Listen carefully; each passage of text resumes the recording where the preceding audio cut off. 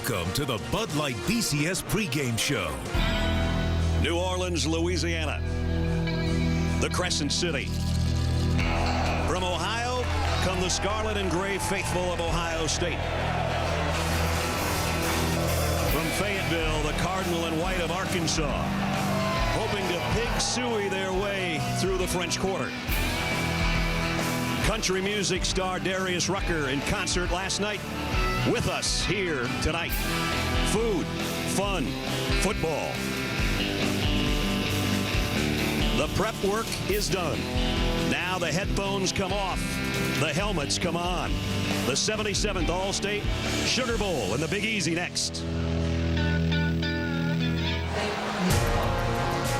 And inside the Superdome in New Orleans we come for the All-State Sugar Bowl and the 6th-ranked Buckeyes of Ohio State against the 8th-ranked Razorbacks of Arkansas as the Big Ten meets the SEC. Terrell Pryor, another sensational season, 30-4 as a starter. And on the other side, one of the most dangerous throwers in all of college football, Ryan Mallett. Back-to-back 30-touchdown seasons. He's got a host of records, and he'd like to break another one in the All-State Sugar Bowl tonight. Welcome, everybody, to New Orleans. Brad Nessler with Todd Blackledge. Holly Rowe will join us momentarily.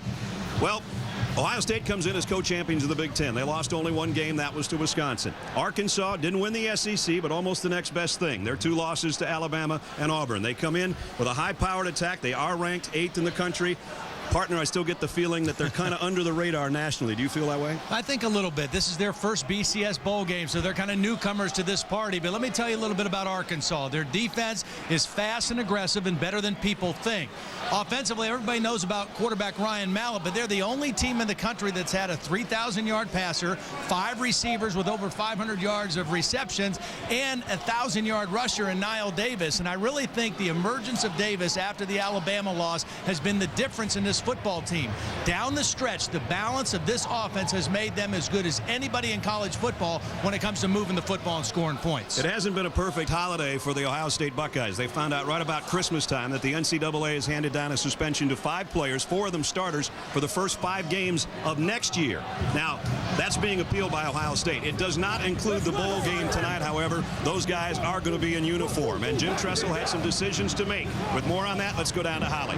Well, that's right. Coach Tressel told us that when he found out about the problem, they attacked it right away. December 26th, they held a team meeting and let all of the players know what was going on. He then met with his staff and then his 24 seniors. He wanted to get their opinion, and they have decided to let these players play.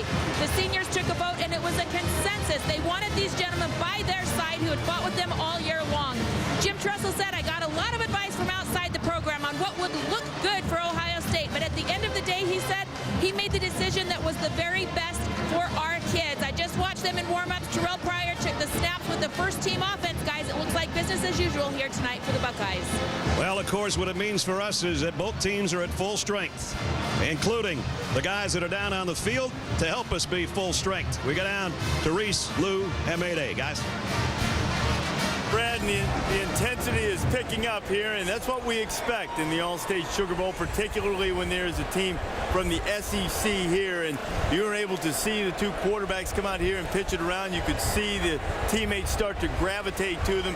Terrell Pryor has certainly been, he has been contrite after the off-the-field incident that Brad mentioned, and on the field tonight, he'll need to make some serious plays for this team, Mark. And I think he will. You look at Terrell Pryor, he's the type of quarterback that can get it done not only in the air with his arm, he's got 25 touchdown passes, but on the ground, he's got over 600 yards rushing on the season. There'll need to be a more willing runner, perhaps, tonight against an Arkansas team that's in the top 5 in the country in sacks. Lou, on the other side, Ryan Mallett's not going to make big plays with his feet. He is pretty adept at buying some time in the pocket now. He can make huge plays with his arm. Well, he's thrown 79 passes the last 2 years. He's completed over 25 yards. On the other hand, Ohio State's only given up 26 pass plays over 25 yards in 2 years. So while he's had a great success, he's also going to receive his greatest challenge from Ohio State secondary that has 18 interceptions this year. But he's a tremendous talent. He's given great leadership, and he's confident. And here are the 2 coaches, Bob Petrino of Arkansas, Jim Tressel of Ohio State. Both carry a distinction in BCS games. No one has coached in more BCS games than Tressel. Bob Stoops is his equal. Tressel is 4-3 in BCS games. This will be his 8th try tonight, and Bob Petrino just the 3rd man, joining Urban Meyer and Nick Saban to bring 2 different programs to a BCS game. He, of course, got an Orange Bowl victory with Louisville against Wake Forest. But the elephant in the room for Ohio State is having to deal with an SEC opponent in a bowl game. All time, the Buckeyes are 0-9 against teams from the SEC. The Big Ten this year is 0-3 against the SEC, 2 of them in blowout fashion. So when you look at it tonight, what kind of impact do you think that this has on the game tonight? I think it's the overall speed. I think when you look at the past of the teams in the Big Ten and the SEC, it comes down to speed, particularly on the defensive side of the ball. That's one thing that Ohio State will contend with. Arkansas isn't the best defensive team in the SEC, but the key is when you look at the NFL draft, the proof is in the pudding. Each year in and year out, more players are drafted from the SEC conference per average than any other conference in the land because the best players on defense are in this conference. You know, when I watch the 2 coaches visit before the game, I wonder what they're talking about. Let me tell you, we've talked about everything pregame. They may be talking about how bad the SEC has outperformed the Big Ten this year. I don't know. But I do know this. There's a reason the SEC's been so successful, and it's a fact they're better from top to bottom. Ohio State's not played a single football team in the top 25 they've beaten this year. Arkansas has already beaten 4. So the caliber of competition you're used to facing week after week is a positive. You're used to this. You're used to atmosphere is very similar to this. And I think the interesting dynamic of the 2 coaches, how about Jim Tressel? Tressel ball real tight. Let's keep it close together. We want to play these close games and make it a physical running game. Bobby Petrino, throw caution to the wind. Let's throw the ball 50 times if we have to win the game. Yeah, the Ohio State-Michigan game enthusiasm like a spring game at Alabama. No. That's just the way they are. We were there. I don't mean to suggest that they never face it, but Arkansas is in a situation where this is not unusual. It might be 1 or 2 times. Certainly when Ohio State goes to Iowa or Wisconsin, the atmosphere is every bit as charged as what they'll encounter here tonight from what appears to be, at least from the early returns on the noise, slightly in Arkansas's favor in terms of the crowd, wouldn't you say? I promise you it's in Arkansas's favor, and you'll notice that not when Arkansas scores, when Ohio State lines up to snap the ball, they get loud. It's hard to check off. Yeah, the end zone just behind us, the Ohio State players, before they came out for their official warm-ups, they all joined arms and they marched across the back of the end zone, and it got pretty loud with not only the cheers from Ohio State, but a little louder with the boos from the Arkansas fans. And in the Louisiana Superdome, the SEC has been dominant. 7-1 in the last 8 games, 10-3 over the last 13. They've won 6 straight against teams from BCS automatic qualifying conferences. And the average margin of victory in the last 7 wins, 17.3 points per game. And remember, Ohio State has been in here playing for a national championship against LSU, which frankly, playing LSU in this building for a national championship is the worst case scenario for any visitor, but the Buckeyes fell in that one too. Also going to be a battle of the bands, we were told tonight, is both hoping to outperform each other in this bastion of great music in New Orleans. Mallet and the Razorbacks trying to win their first major bowl since the late 70s when they were coached by Lou Holtz. The Bud Light BCS pregame show is brought to you by Bud Light. It's the sure sign of a good time. Here we go.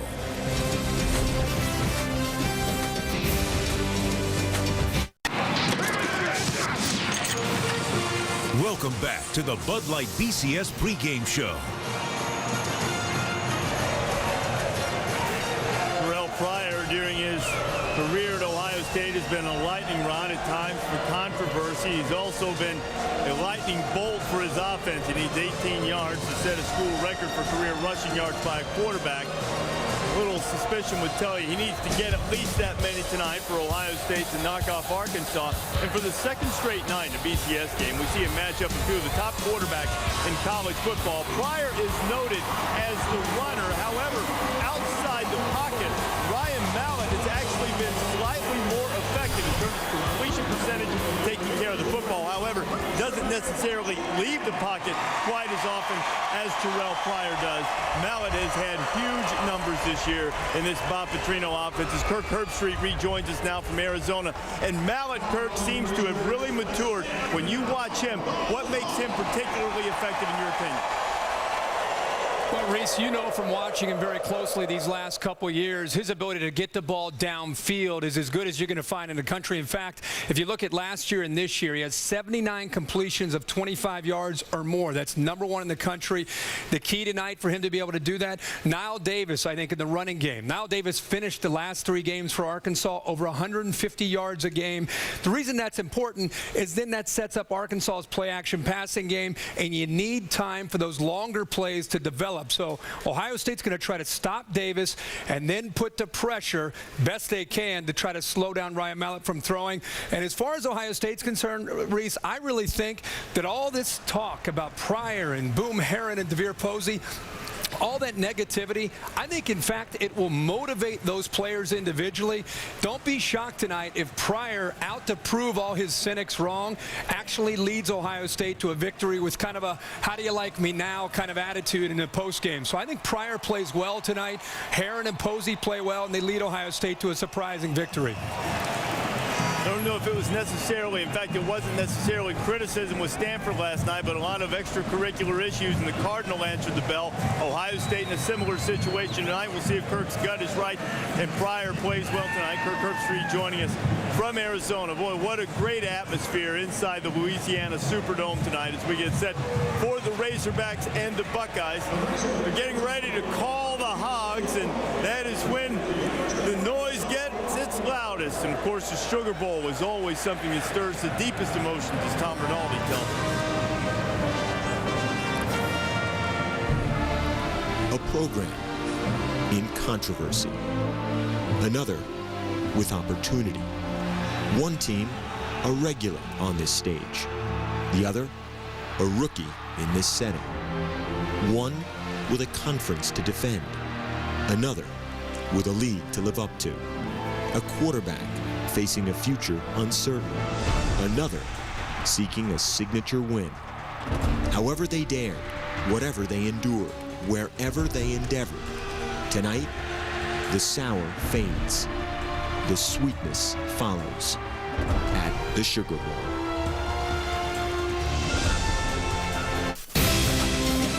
The Bud Light BCS pregame show is brought to you by Taco Bell. Think outside the bun. At the Taco Bell Fan Fest, the future Boom Herons and Nile Davises going at it, and the fans trying to build a brand new touchdown big box. Look at the guy in the Herbstreit throwback jersey. Oh, with a fumble, and then the Arkansas stake at the end. Here are the everything's a competition between Ohio State and Arkansas. It's been part of the festivities here in New Orleans the past several days leading up to what is going to be a terrific game tonight in the All-State Sugar Bowl. You see the Ohio State marching band taking the field here in the Superdome as we are closing in on kickoff. And it is time to see right down a few minutes who can handle the pressure here in this Big Ten SEC matchup. It has been a thorn in Ohio State's side. It is something that their players have admitted that has weighed on them. They are desperately hoping to put an end to it tonight. So let's see who's primed to perform tonight. Brought to you by Gatorade, the guy who wants to make it a perfect 10 for the SEC against Ohio State in bowl games is Ryan Mallett. You see how he's fared in the 6 games against ranked teams this year. He has turned over the football at times. Ohio State perhaps will have opportunities to force turnovers tonight. Lou, when you look at this matchup, what do you think decides the game? Well, it's just the same as I was coaching before a big game. I'd say, gentlemen, this game will be determined by 5 different things. Number 1, who wins the turnover battle. Number 2, who eliminates the big play. Number 3, who plays well on the goal line. Number 4, who wins the goal kicking game. And last and not least, but who's going to make the fewest foolish penalties. You do those 5 things, you win, Mark. Well, it's simple for me. What will decide this game is the big arm from the legend, Ryan Mallett, the quarterback. He's been better than anybody in the nation the last 2 seasons. 79 times, threw for 25 yards or more in completions. And I think in this game, if he can throw the ball vertically and get away with it and dink and dunk to his tight end, DJ Williams, it'll be Ryan Williams. Ryan Mallett. By the same token, Ohio State's only given up 26 passes over 25 yards in 2 years. That's right. That is the best in the country. Who wins the game tonight, Arkansas or Ohio State? I hate going against Arkansas, but I've got to go with Ohio State. I think they have the speed, the determination. They'll find a way. Ohio State. How do you pick? You coached at both schools. I know. I can't win. I'm picking A tie. I'm picking Arkansas in this game. And the reason why is not only Ryan Mallett, the quarterback, Niall Davis, the running back, has been exceptional for this Arkansas football team. But how about their defense? Jerry Franklin on defense leads this defense getting to the quarterback. 6.5 sacks on the season, and they've got 37 sacks on the season. They will pressure Terrell Pryor, put pressure on the offense, and if they come up with turnovers, look out. You convinced me. Ohio State wins. Hey, Mark, the one thing where Arkansas has been soft, and they're not the prototypical SEC defense has given Ohio State trouble. Not great against the run. What do you expect to see Tressel and the Buckeyes do early offensively against Arkansas? Line up with their big tight ends and play smash mouth Tressel football because it's conservative. They don't make mistakes. They can move the chains, and they can get first downs. Well, I think that what Tressel's going to do is what he did halftime at Wisconsin when they were getting beat so decisively.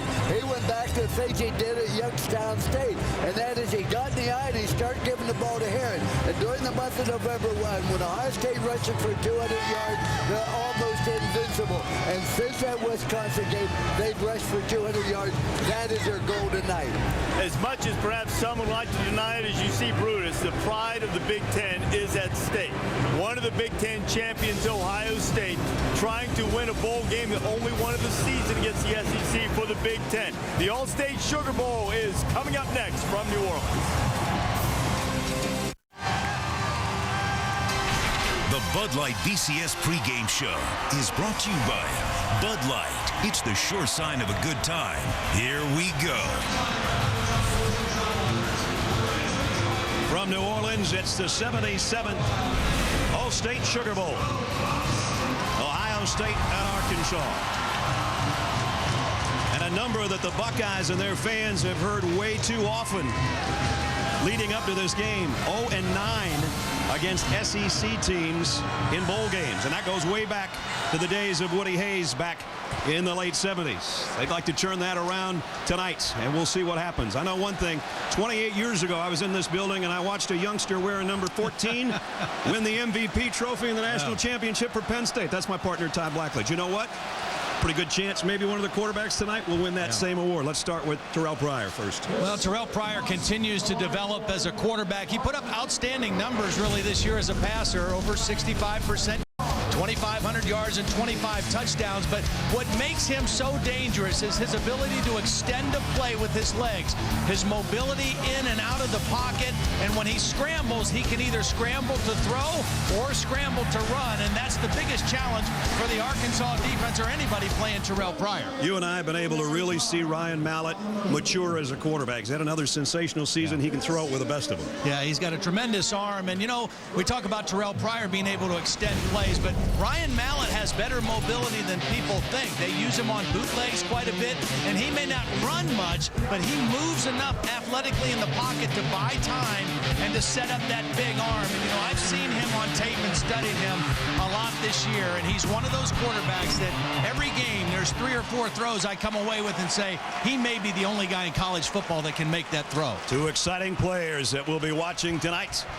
We're just minutes away from kickoff between the Razorbacks and the Buckeyes of Ohio State. Right now, let's head down to the field. Ladies and gentlemen, please rise for a moment of silence as we remember those who lost their lives in the recent tornadoes that hit the state of Arkansas and the Midwest.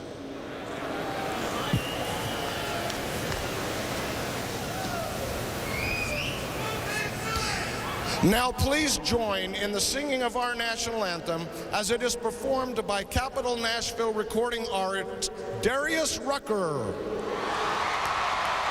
Oh, so can you see by the dawn's early light what so proudly we hail at the twilight's last gleaming, whose broad stripes and bright stars through the perilous us fight.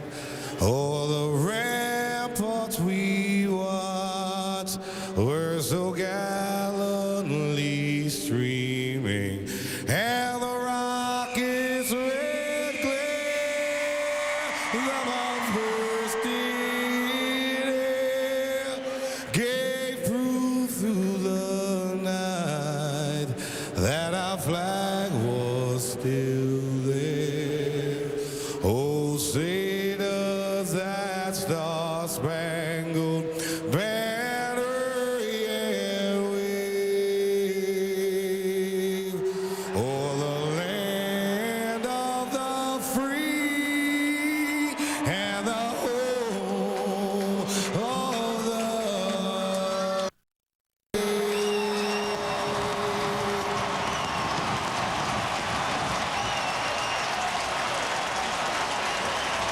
Darius Rucker. If that doesn't get you ready, nothing will. Number 6, Ohio State. Number 8, Arkansas.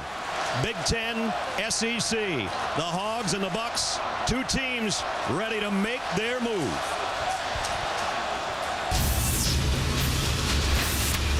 Well, you got it. No, I got time. Won't you make a move before I change my mind now? Make your move now. Won't you make your move? Go ahead and make your move now.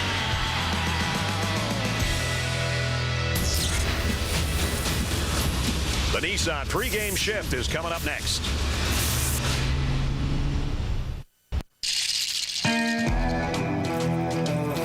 Ryan Mallett hasn't seen a stage like this before, but he's primed and for good reason. He can flat out fire the ball, spread it around with force and finesse for the third-ranked passing offense in America.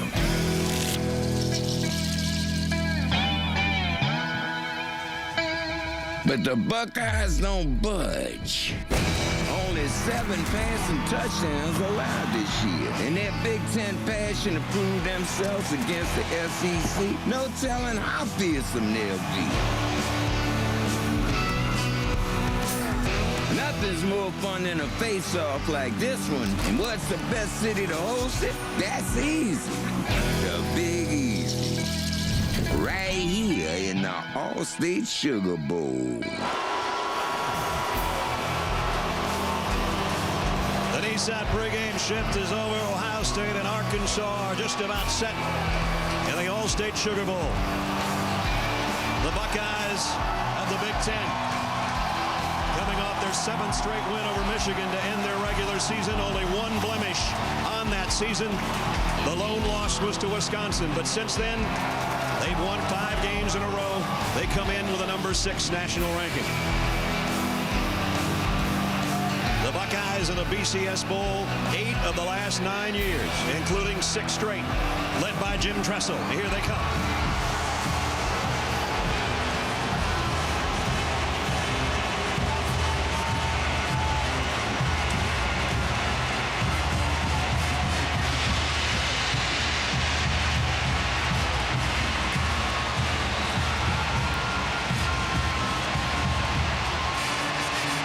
Jim Tressel tied with Bob Stoops for the most BCS appearances. Ohio State with 9, Jim with 8 of those.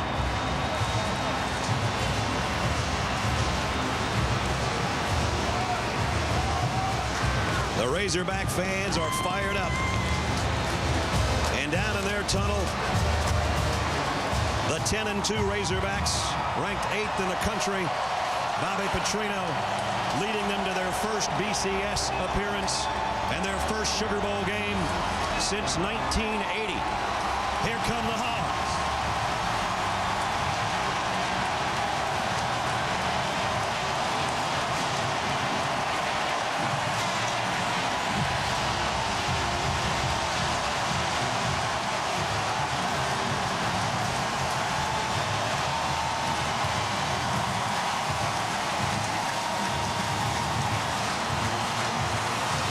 Petrino led Louisville to a BCS game, and now a second team. He's gotten there, and does he know how to coach quarterbacks? I'd say so.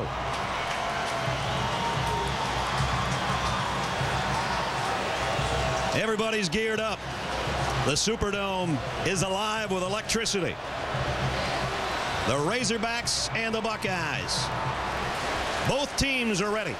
This has been the Nissan pregame shift. Kickoff of the All-State Sugar Bowl is coming up next.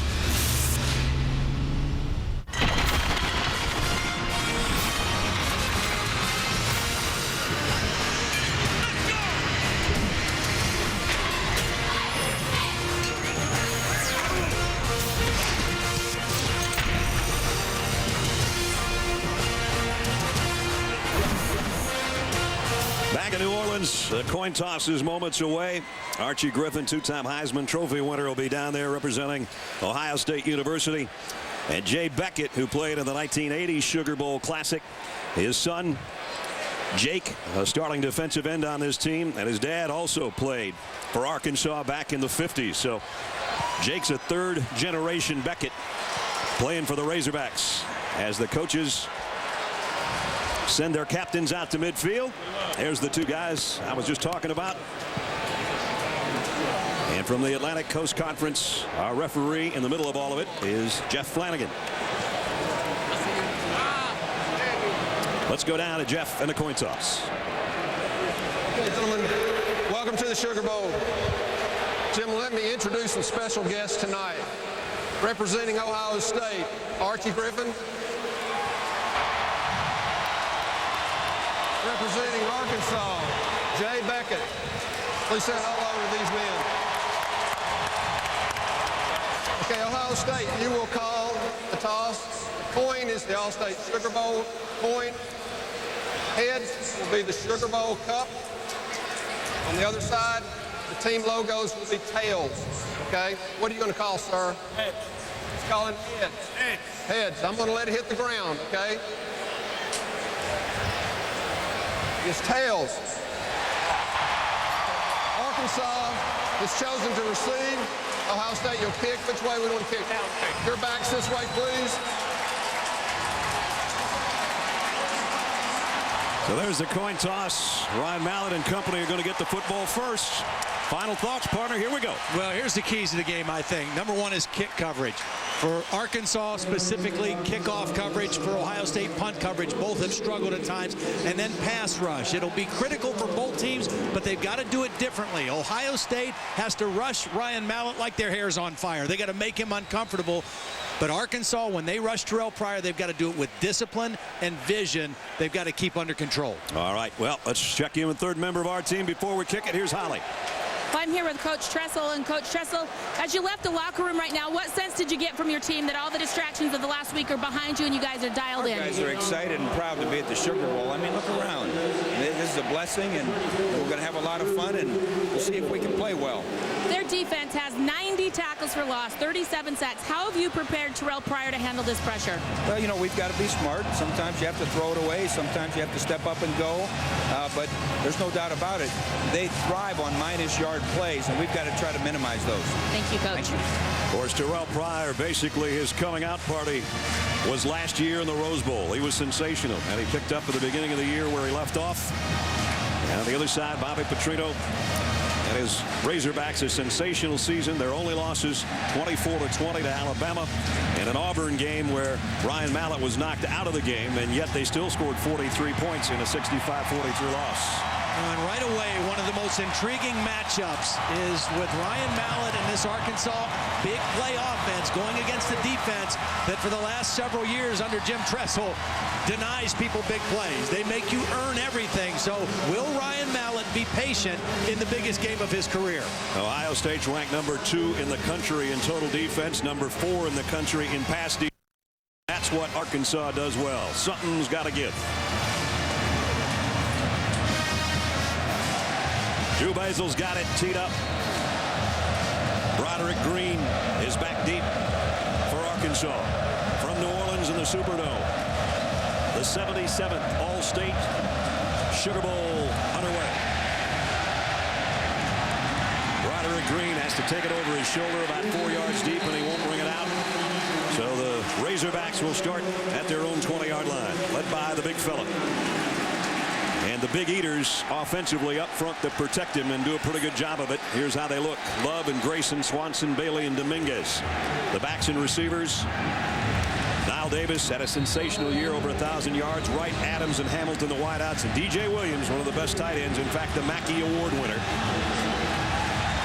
Very nifty guy in the middle of this offense. Third year starting in the system. Great hands. First snap. Play action. Mallett loads deep middle. In and out of the hands of Joe Adams. Had he held it, he might have been gone. Well, this is going to be a test for Ohio State, because as talented as this defense is, they have not faced a quarterback anywhere near as good as Ryan Mallett. And his first throw, there's no extra adrenaline on that one. It is right on the spot. Joe would like to have another shot at that one, I'll tell you. Ronnie Wingo checks in as an extra receiver. Mallett with an empty backfield, pump fakes, now pulls it down and throws across the middle, and another drop ball. And then a collision afterwards. Julian Horton, the freshman, should have had that one. Yep. 2 good throws in a row by Ryan Mallett. And again, this is the first BCS game ever for Arkansas. They've got a lot of guys who haven't played. They played in big games in the SEC this year, but this is clearly the biggest game for all of these guys. Bobby Petrino's on to the next play, but you could just see in his eyes that they knew they had it on the first play of the ball game. Now they've got a 3rd and 10. Mallett in the gun. 3-man rush, and they get close.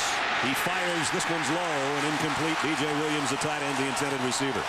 Well, 2nd down and 3rd down. They got a little bit of pressure on Mallett, enough to make him uncomfortable, and that's what you have to do with him.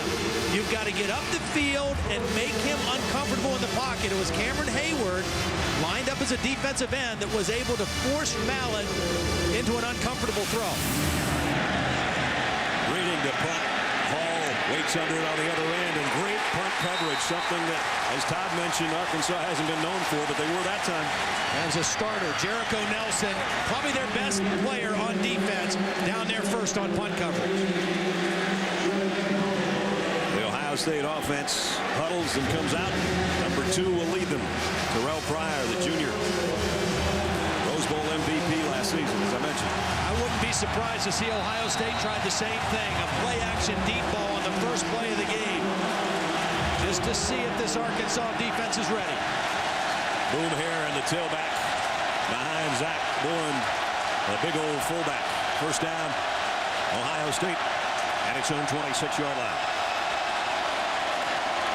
Heron got 3 or so before Arkansas closed the door. Let's take a look at the starting lineup. Offensively for the Buckeyes, the whole left side, first team all Big Ten. Adams, Bourne, Brewster, the center, Browning, and Sugarts. On the other side, the backs and receivers, Bourne, I mentioned, a big fullback. Heron, the tailback. Sonsenbacher, Posey, the wideouts. And Jake Stoneburner is the tight end. A little bit of a no huddle from Ohio State on the second play. There's the play action. Pryor's in trouble, but he got it to his safety back, Heron, and he's dropped for a loss. Freddie Burton, the middle linebacker, made the stop.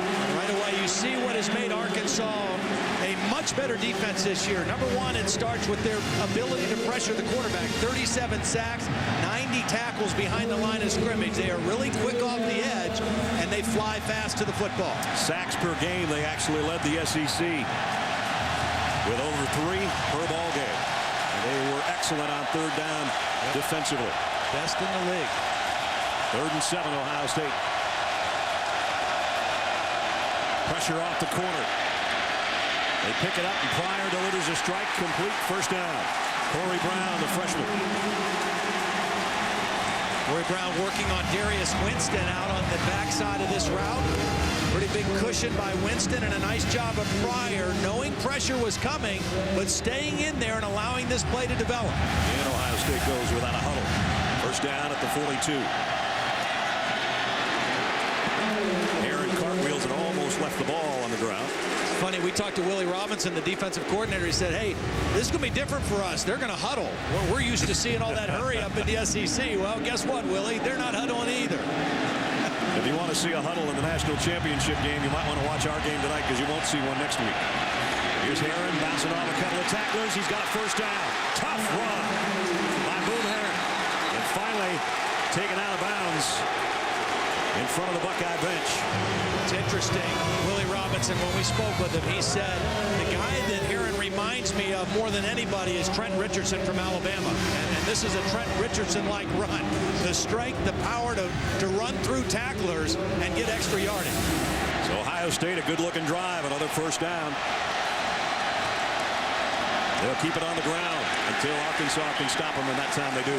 Pick up maybe a yard. Darius Winston, the stop. And that's a play that Terrell Pryor probably wishes he had back because he didn't see the corner blitz. Watch the blitz come off the edge, and he's able to make the play behind Herron. Herron had no idea it was there, and the next time that comes up, if Pryor sees it, he could check to a little quick throw out there. Buckeyes opening drive. They got it second down and 9. Just outside the Razorback 37. Sane and Hall flanking Pryor in the shotgun. Play action. And the throw. And his arm hit by Jake Beckett, whose dad was down there for the coin toss. And he got some nice heat off the corner. Jake Beckett leads this team with 7 sacks, 5 pressures. He's a speed rusher off the edge. And that time he was able to get by the outside of Sugarts and get his arm on the football, and on Terrell Pryor's arm, rather. Just got him on the elbow enough. Buckeyes' 8th play of the drive, but they find themselves in another 3rd and long. They picked up the last one. This is 3rd and 9. High snap. Pryor flushed out of the pocket. Here he goes. This is what he does best. First down and quite a bit more. Might take it, but he lost the ball. And Arkansas, no. Ohio State's got it in the end zone. Sanzenbacher on a crazy play.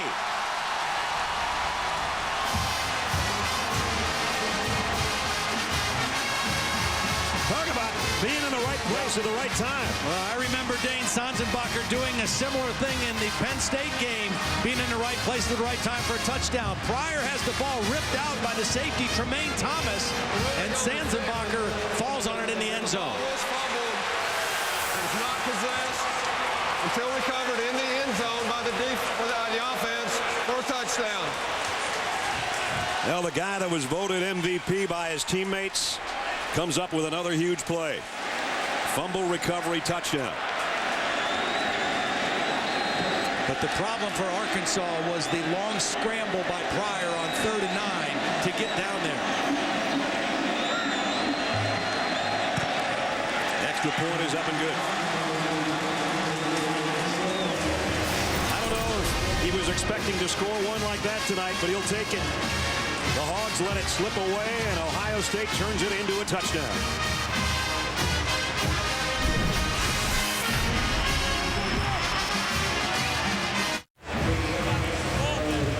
All-State Sugar Bowl, first score of the game.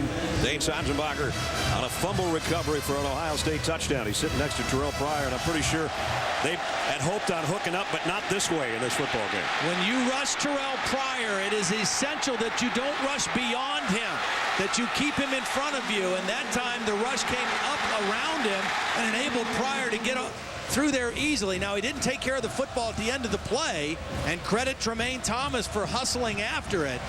But it was still a huge gain on a 3rd down scramble by Terrell Pryor that Arkansas has to be concerned with. They knock each other off the opportunity right there. Then the funny bounce. A couple of Hogs having trouble picking up a slippery pig. Oh, man. So that's caps a 74-yard drive. 8 plays. They picked up 3rd and 7 and 3rd and 9 on that drive to take the touchdown lead. Basil a kick. And again, Broderick Green is back deep.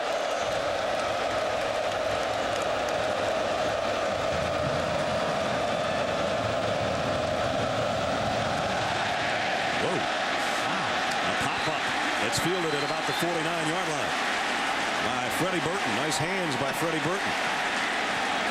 Great field position. Alert play by Burton. Great field position for Arkansas. Was this on purpose or not? That's the question. He almost, well, that had to be on purpose. Yeah, that had to be on purpose. Thought they might have caught Arkansas napping a little bit. Actually took a great hop, but it's excellent field position for Arkansas now. Right at their own 49-yard line. Pistol set here. It'll be Niall Davis, his first carry. Nice rush by Niall Davis. And Arkansas just needs to kind of settle down. The first possession, 2 drop balls. Beautiful throw by Ryan Mallett to open the game. And then he buys time in the pocket and another drop by Julian Horton. And so right now, after that first possession's out of the way, it's time to just kind of relax and settle down. And the field position really helps the Arkansas offense. That's right. After that run, they can say, hey, we're in Ohio State's into the field already. Let's just chill out here and get back to basics. Stuman in there at the fullback spot in front of Niall Davis. He'll get another carry behind his fullback, and a nice one it is. First down. Pick up 6 more. Let's check the Ohio State defense for you. You already saw Cameron Hayward make a play in this game with Williams, Larimore, and Simon. The linebackers, Holman and Roll and Sweat. On the backside, Chekwa, an all Big Ten performer, Hines, Johnson, and Von Torrance. So the Razorbacks at the Ohio State 40-yard line. Kobe Hamilton, the motion man. Here's the toss. Davis got by the first man and dives forward for about 8 more. Nope, they're going to mark him out of bounds. Beg your pardon. Niall Davis, you can't stress enough what he has meant to this team. When this team started the season, through the first 4 games, they only averaged 103 yards per game rushing. That's not great balance to go with Ryan Mallett in the passing game. But over the last 8 games, 175 yards, and most of that due to the emergence of Niall Davis. And it started on the practice field, and he just got better as the season went on. Second down at 5. Mallett sets, fires across the middle. This time they hold on to it. And he's still on his feet. He might be gone. DJ Williams, his knee never touched. Touchdown.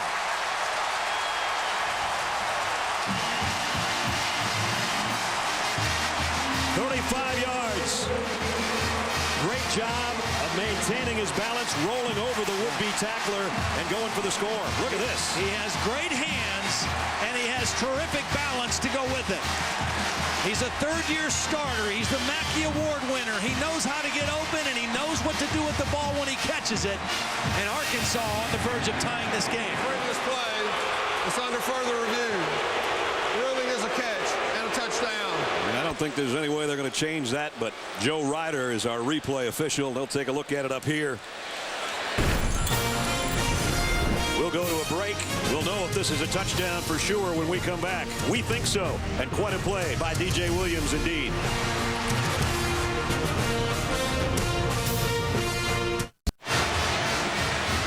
Here was the announcement from Jeff Flanagan, our referee, just moments ago about the replay.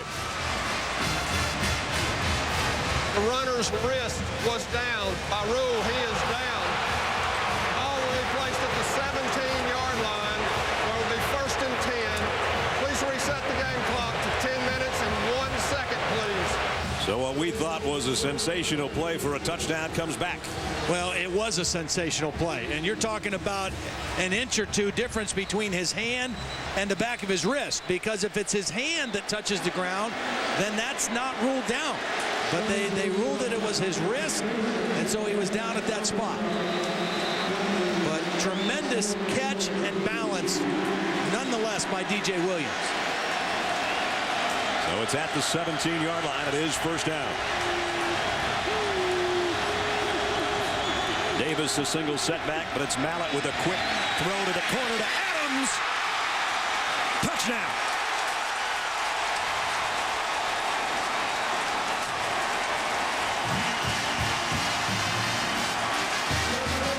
They won't take that one away, I guess. Say, well, you want to take the hard one away? I'll go with the easy one. One play later, work working on Travis Howard. This is impossible to defend. When the quarterback throws it over the outside shoulder of the receiver, the cornerback has no chance to stop that play. The only thing that can stop it is if he goes out of bounds. Zach Hocker in for the point after. And it's up and perfect. We're already having some fun, and we got a long way to go. 9:43 remaining first quarter, and we're tied at 7. I guess Joe Adams feels a little better after dropping the open play. And that was a perfect strike from Ryan Mallett, his 31st passing touchdown of the year, surpassing what he did last year when he had 30. Now, I mentioned that when you watch this guy throw the football on tape, every game there's 3, 4, 5 throws where you just say, wow, there's not many people that can do that. Now, I've seen other guys throw that fade, but that is impossible to defend when you throw that fade route to the outside shoulder and the receiver can move away from the defender to make the catch. It's just a beautiful throw by Ryan Mallett. Ryan needed 33 yards passing tonight to surpass his own single season record he set last year. He's got it already. Good poise by Arkansas on that drive. They had a little nervousness their first possession. That time they came down, they set up the drive with some Niall Davis tough runs and then a couple big pass plays at the end. We mentioned Ohio State 3rd in the country in kickoff returns, and Arkansas's coverage is 111th. Here comes the kickoff. Right to the goal line to Jordan Hall. And Hall found a crease. Got across the 30 out to the 31-yard line. Let's check in with Steve Levy. Steve? This is Steve Levy. Here's what's happening on SportsCenter right now, presented by Discover. Michigan says no decision has been made on the future of head coach Rich Rodriguez yet. Rodriguez will meet with athletic director Dave Brandon again tomorrow. And Marvin Lewis has reached a contract extension with the Bengals to return to Cincinnati for at least next season. Scott Van Pelt joins me for SportsCenter after the game. All right, Steve, thanks. Back here at the All-State Sugar Bowl, 7-7. Second possession for the Buckeyes, starting at their own 32.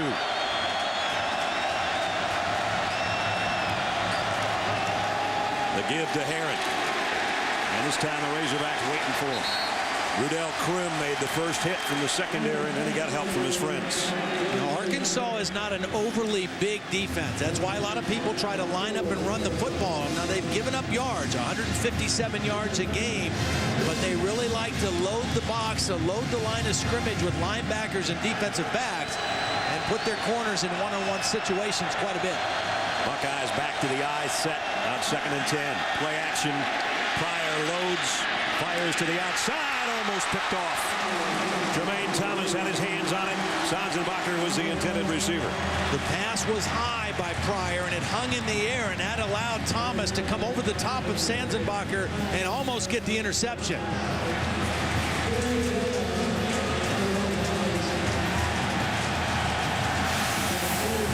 And again, remember the last 3rd down play led to the touchdown. It was an undisciplined pass rush by Arkansas, a scramble up the middle by Terrell Pryor.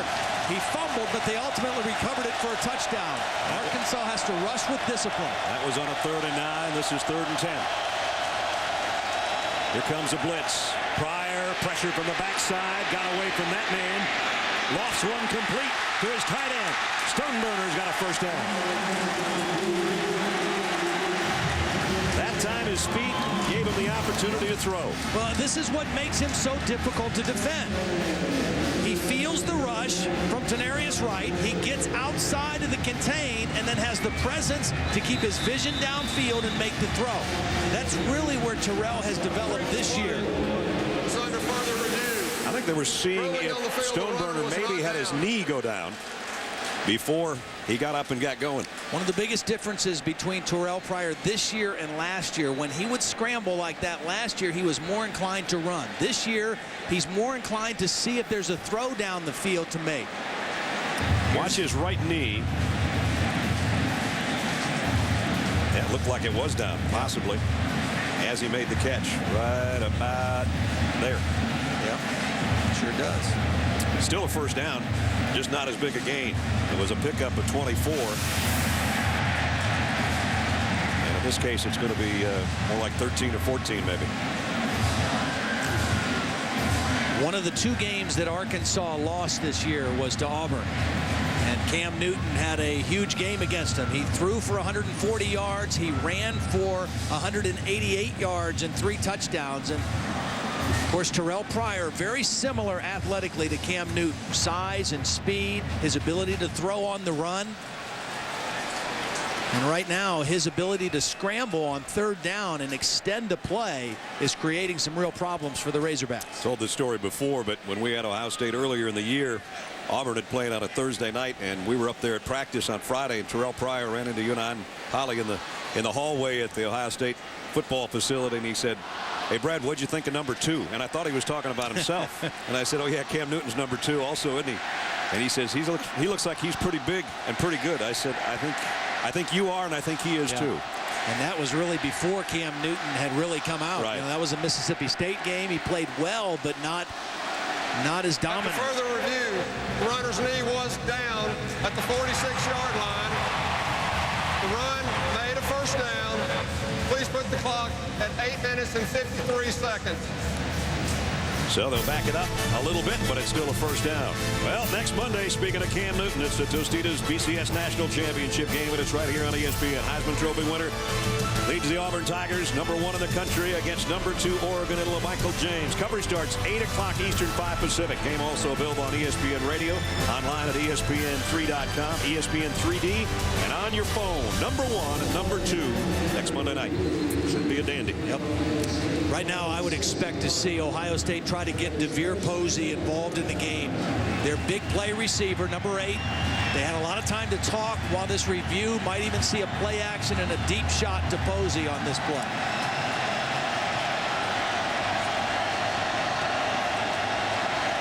There's the play action. And Pryor scrambles. Now he's going to have to run. He's committed. And he picked up maybe 3 before Anthony Leon got him from behind. Well, he was looking for Posey, and Posey was double covered. There was good discipline in the back end of the defense by Arkansas. They were trying to hit Posey on a deep post, but you got the corner Winston, who's going to have safety help coming over, and so Pryor had to pull the football down and try to run.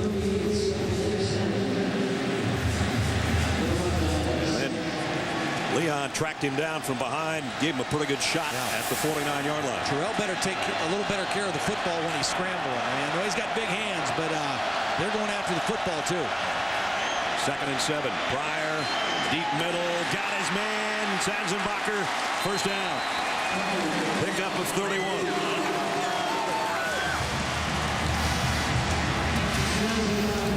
This time he went to his other guy. Sanzenbacher was in the slot, who's working on a linebacker. That's Anthony Leon. And Leon got turned around in coverage. Kind of lost sight of where Sanzenbacher was going.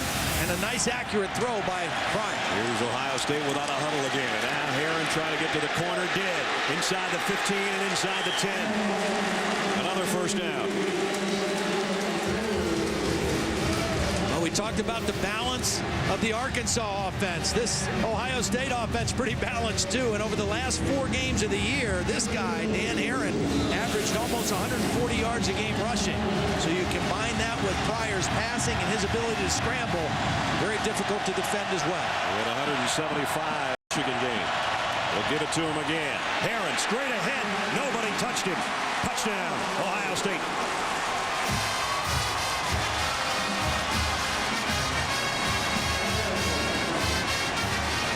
A really bad run fit by the Arkansas defense there. They brought pressure off the edge, but there was nobody home on the backside of that run. About to be 14-7. We're just a little over halfway through the first quarter. Yeah.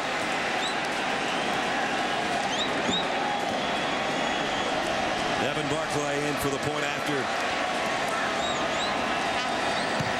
It's up and good. 68-yard march. Took a little over 2 minutes is all. And Boom Herron lowered the boom for his 16th rushing touchdown of the year.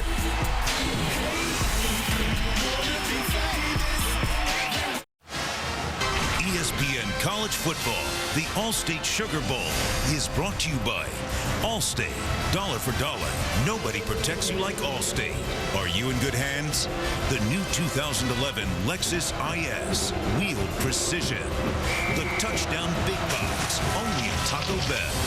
And Discover, official card of the Bowl Championship Series. 14-7, Ohio State in the All-State Sugar Bowl. Another quick scoring drive by the Buckeyes, 2 minutes, 26 seconds. Now Basil the kickoff. Roderick Green will camp under this one at the 2. Took a big hit just to get to the 20-yard line. Flag down. In fact, a couple of flags.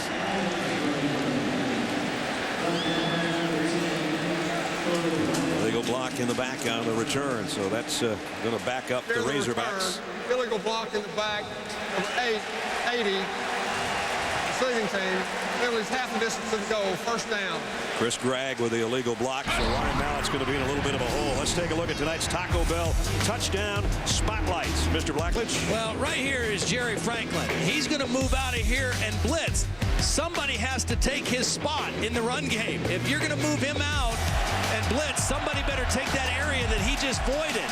And there's not enough defenders on that side of the defense. And that's an easy touchdown for Dan Herron. The only guy that was close was the umpire, and he was about 2 touchdown taco boxes away. Quick throw by Mallett on first down. And they get some decent yardage out of it. Joe Adams, who caught the touchdown pass earlier, gets 6. You know, we know because we've covered this team throughout the SEC season, a lot of people don't even realize that Arkansas's best receiver, Greg Childs, the senior, was injured his knee about midway through, still finished the year with 46 catches and 6 touchdowns, but they were still as prolific as they were throwing the football without Childs in the offense for half the year. Greg was hurt in that Vanderbilt game. Here's a throwback screen, got it to Adams in the open field. Ooh, he's quick. Yep. 19-yard pickup. You know, it's fun to see Joe Adams and Jarius Wright, number 3 and number 4, because they're juniors. And when they first got here as freshmen, and Bobby Petrino put them in there, threw them in there, and they played as freshmen. They took their lumps. I mean, they got knocked around a lot that first season, but now they're veterans in this offense and real leaders on the football team. First down at the 33. Back to an I backfield. Kobe Hamilton in motion. He hasn't caught a ball yet. A quick draw to Davis. Now Davis, another dozen. Let's get the view from our DirecTV Ultimate Picture Cam. Well, Arkansas doesn't play a fullback too much, but Van Stuman, number 44, is going to lead this in, get a nice block on Brian Roll, the leading tackler for Ohio State. And I'll tell you what, that's a tailback's best friend is a good blocking fullback. Especially one that weighs 266 pounds. Out to the 45, so they've got themselves out of a deep hole after the penalty on the kick return and have good field position again, trailing by a touchdown. Davis puts his head down and piles through for 9 more. You've got so much working for you if you're Arkansas. You've got a big-time NFL quarterback. You've got a running back that has been hot the last half of the season. You got a play caller in Bobby Petrino, who, when he has that kind of balance, I mean, he puts a defense on his heels. Even as good of a defense as Ohio State, the best in the Big Ten, is a little bit on their heels right now facing this offense. At the 47-yard line, second down and 2. You can do a lot with a play like this. But they'll keep it on the ground to get the first down, and he got it, and plenty more. Ohio State prides himself on not giving up the big plays. Arkansas is one of the biggest big play teams in the country. 79 completions for Ryan Mallett of 25 yards or more. And Ohio State's defense doesn't give up any, or not many in the last 2 years. Well, and again, that's strength on strength. But right now we're seeing Ryan Mallett showing good patience. And the running game is working, and that's going to set up play-action pass for some of those big plays. Out of the pistol set, they'll keep it in Niall Davis' hands. This time he stopped maybe a yard. Brian Roll made the hit. couple things about this Arkansas offensive line worth noting. Number one, all 5 starters have been healthy and started every game this year. Right. So that, in addition to Niall Davis, the improvement of that offensive line through the course of the year, very important.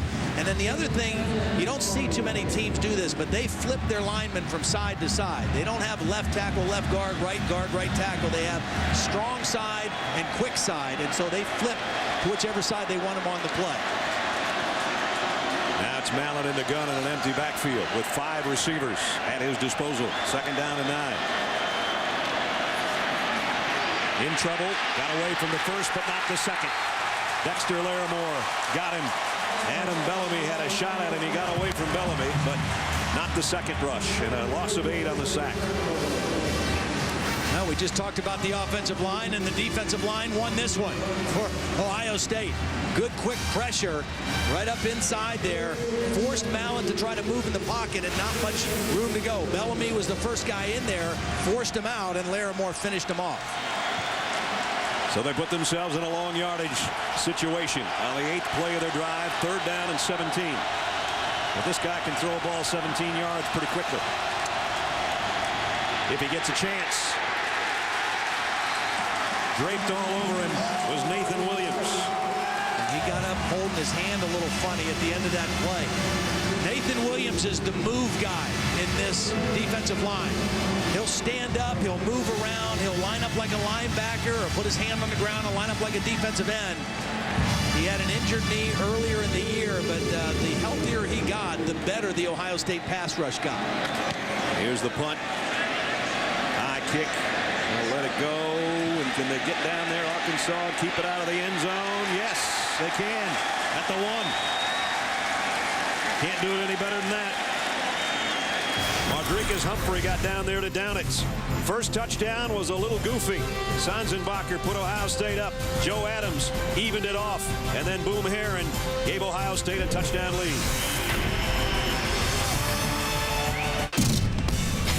Ohio State's misery against the SEC didn't just happen overnight. Goes all the way back to Woody Hayes against Bear Bryant in 1978. Alabama with a big win, and that was the beginning of 9 straight setbacks Ohio State has suffered against the Southeastern Conference. Right now they're doing okay, up 14-7. It's different now. It used to be more speed in the SEC and the Big Ten, not so much anymore. Pryor stopped for no gain. And Ohio State, as the best team in the Big Ten over the last several years, I think they're more like an SEC team than anybody else in the Big Ten. I think they have more speed on both sides of the ball, on their defensive line. I think in some other teams in the Big Ten, yes, there's still a difference in the speed maybe with the SEC than the Big Ten, particularly on the defensive front, but not with Ohio State. Not when you got guys like Cameron Hayward over on that side. They gave Pryor a yard at 2nd and 9. Herron busts through. He's going to be brought down shy of the first down though as he got to the 9. It'll be a big 3rd down and 2 coming up. Ohio State has 6 touchdown drives of 90+ this year, so they've been down in that spot before. Well, when you're 3rd and 2, 3rd and 3, and you got a quarterback like Terrell Pryor, it's pretty tough to stop. Now, however, Arkansas, the best team in the country at stopping people on 3rd and 2 or less. Right. Wouldn't be surprised to see a little option from Pryor in this position. Brandon Sane got the last carry, not Herron, and he's still in there. Tailback, he'll get another call. And he's fighting, but he's not going to get there. Better give it up, though, Arkansas. Don't get a penalty. Not when you've stopped him. So, again, on 3rd and 2. The reason Arkansas is so good on 3rd and short is because they attack the line of scrimmage with linebackers and secondary people. They force you to either try to go outside or run play action pass. They're not going to give up the easy runs. So now it's going to be Ohio State having to kick from their own end zone. Ben Buchanan, and look out for number 3. He told you what he's done as a wide receiver, but he's a dangerous punt returner, Joe Adams. 97-yard touchdown against Ole Miss this year.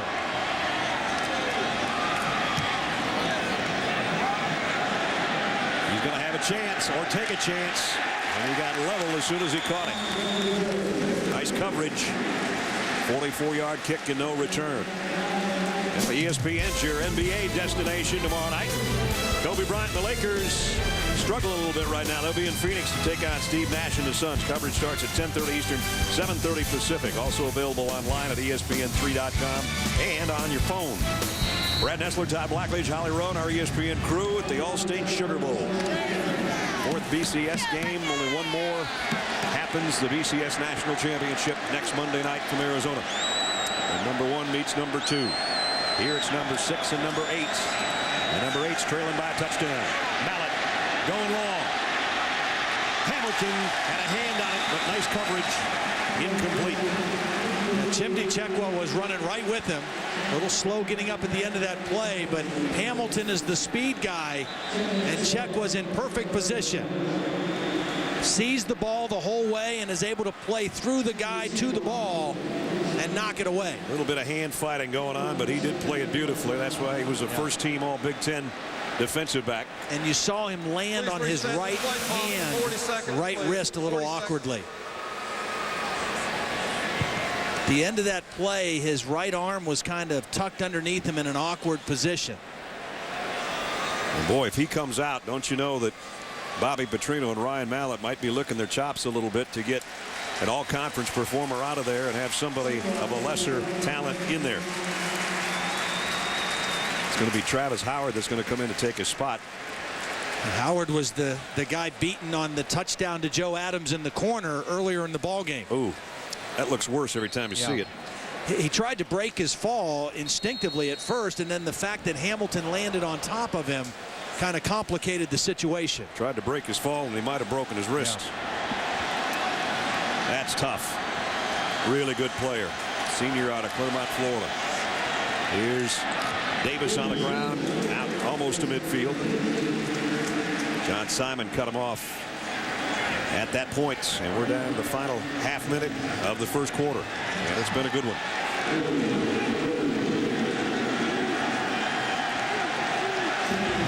This secondary was going to be tested no matter what, even at full strength. And if Chekwa can't come back in the game, and Travis Howard, the sophomore, is in, all the more of a problem potentially as this game wears on for the Buckeyes.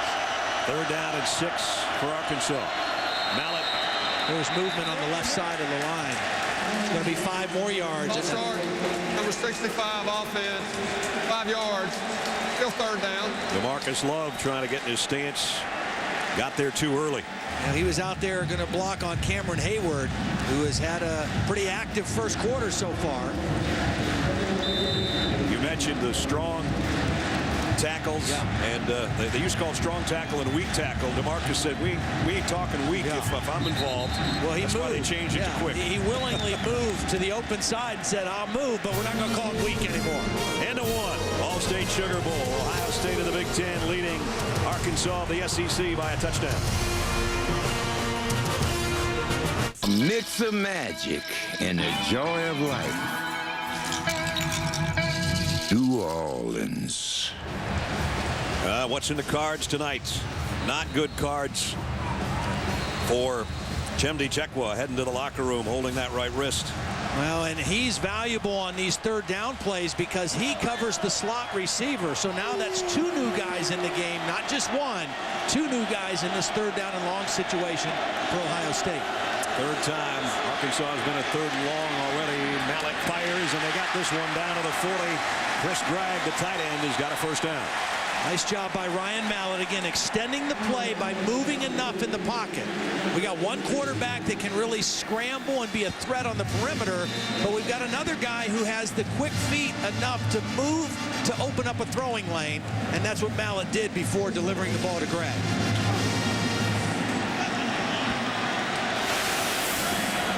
Inside the 40 of Ohio State. Back to the run to Davis. Now Davis.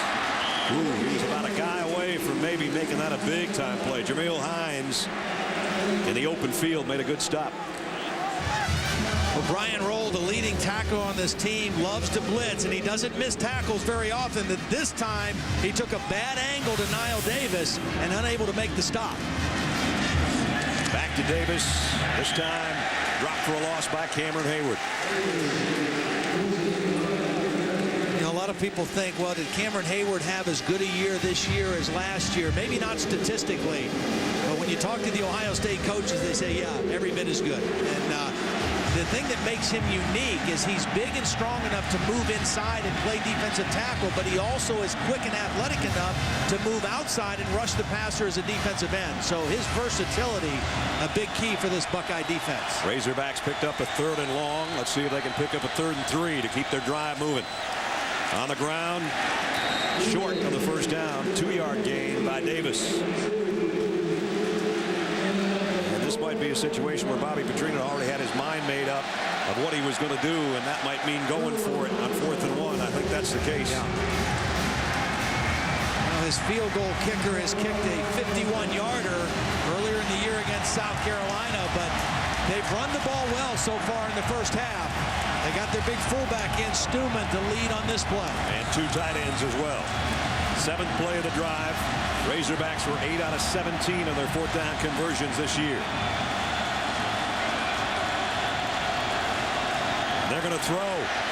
Mallett fires. It's knocked down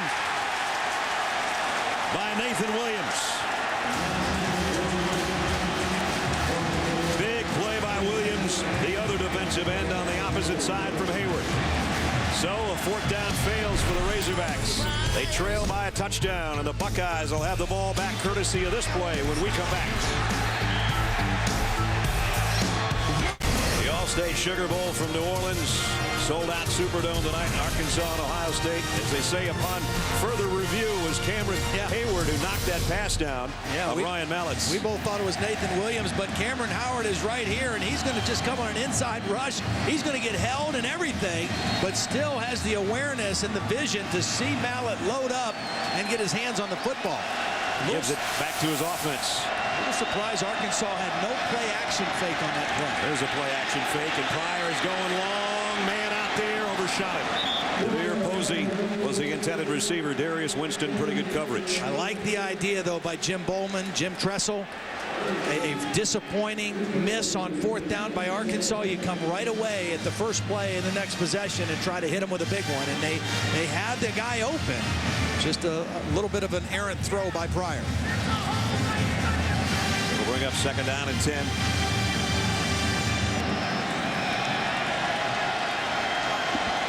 It'll be Pryor in the shotgun.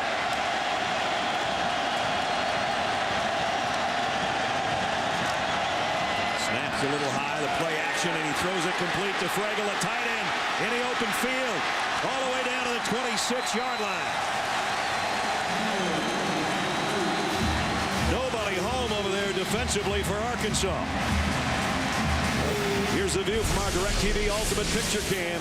Well, the play action caused the safety, Rudell Krim, to come up towards the line of scrimmage, and that was his coverage responsibility. The tight end, Fragel, ran right by him for a big play. Got it down to the 28 without a huddle. They go back to Heron on the ground. And he spins his way inside the 25. That was a career-long catch, by the way, for the Buckeye tight end. Not so sure that play wasn't one that they took from Auburn, and Cam Newton faking that run and then picking up and throwing right off to the zone read play. 2nd and 6. Heron, nice spin in the hole, got down to within a yard of the first down marker. Jericho Nelson made the stop. And we talked about the game that Cam Newton had against this team. Penalty marker, is there a flag down? No. Pryor on the sneak. Well, Ohio State was trying to quick snap it, and Arkansas, I think, had too many guys on the field. They were trying to sub players in. That's why Ohio State snapped the ball quickly. Nonetheless, they got their first down. And they're back in the red zone at the 17 of Arkansas.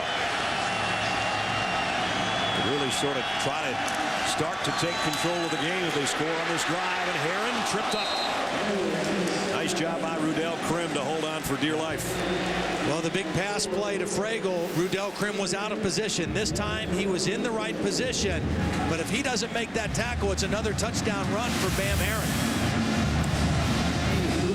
7 minutes remaining in the half. Ohio State by a touchdown. 2nd and 6 now. Just inside the 14-yard line of the Razorbacks.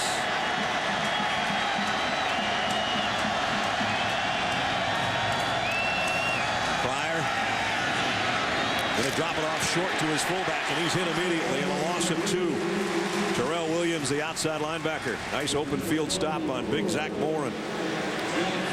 It's a big play coming up right now for the Arkansas defense. They need to stop and force a field goal situation. As good as Ryan Mallett in this offense is, you don't want to get too far behind this Ohio State offense. As good as that Buckeye defense has played all season. 3rd down and 8. You've got to rush him with vision and with discipline, and don't get beyond him if you rush the quarterback. 3 wideouts for Pryor in the shotgun. He has completions to 6 different receivers. Throws to the corner. Sanzenbacher, touchdown.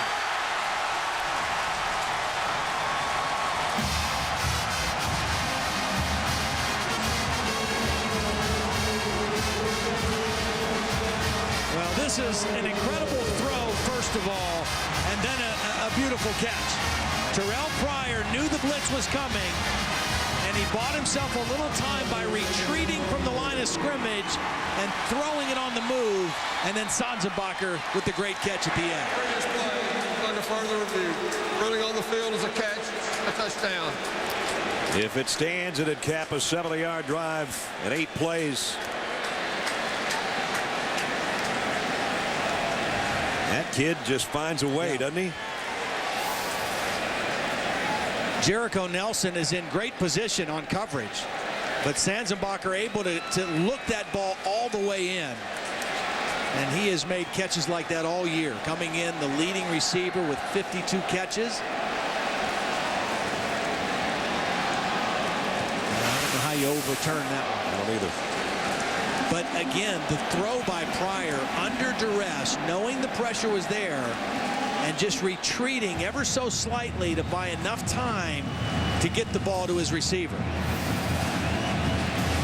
Here's another angle, another look, and Dane used every part of his body, trust me, to catch that football. It sort of went through his hands, but he cradled it against his body as he rolled over. Or so it appears to us. But that's up to Joe Ryder, our replay official.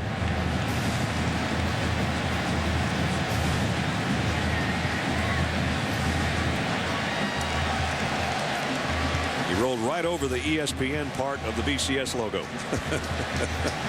I just never saw the ball really bobble or touch the ground. I didn't either. Every shot that we've seen, I don't know how you can change the call on the field.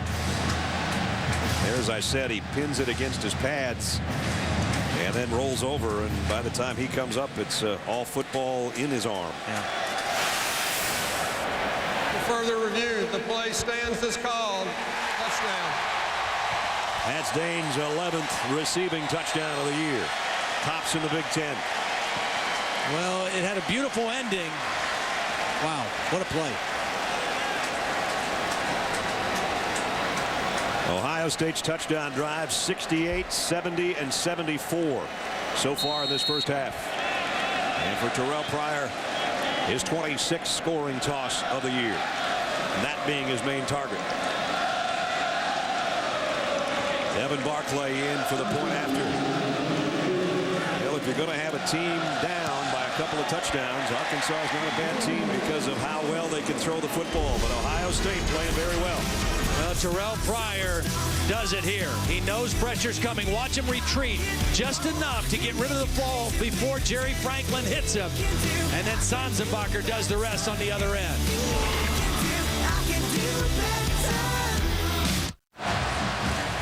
After you throw a touchdown, your coach says, how about a chest bump? I think that should really be called a vest bump, don't you think?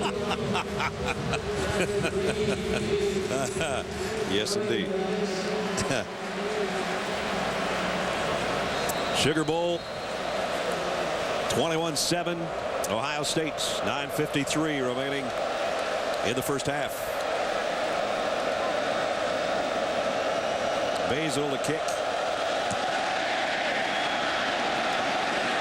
This one's going to go out the back of the end zone, so Arkansas will work from their own 20-yard line. Next Monday is the Tostitos BCS National Championship game right here on ESPN. Number 1 against number 2. Heisman Trophy winner Cam Newton. LaMichael James, who won the Doak Walker Award as the best running back in the country. Coverage starts 8 o'clock Eastern, 5 Pacific. Game's also available on ESPN Radio, online at ESPN3.com, ESPN 3D, and on your phone. And in BCS championship games, SEC does pretty darn well, don't they? Including last year when Alabama beat Texas. Auburn trying to make it 5 in a row. Ryan Mallett, deep middle to Adams. Wow.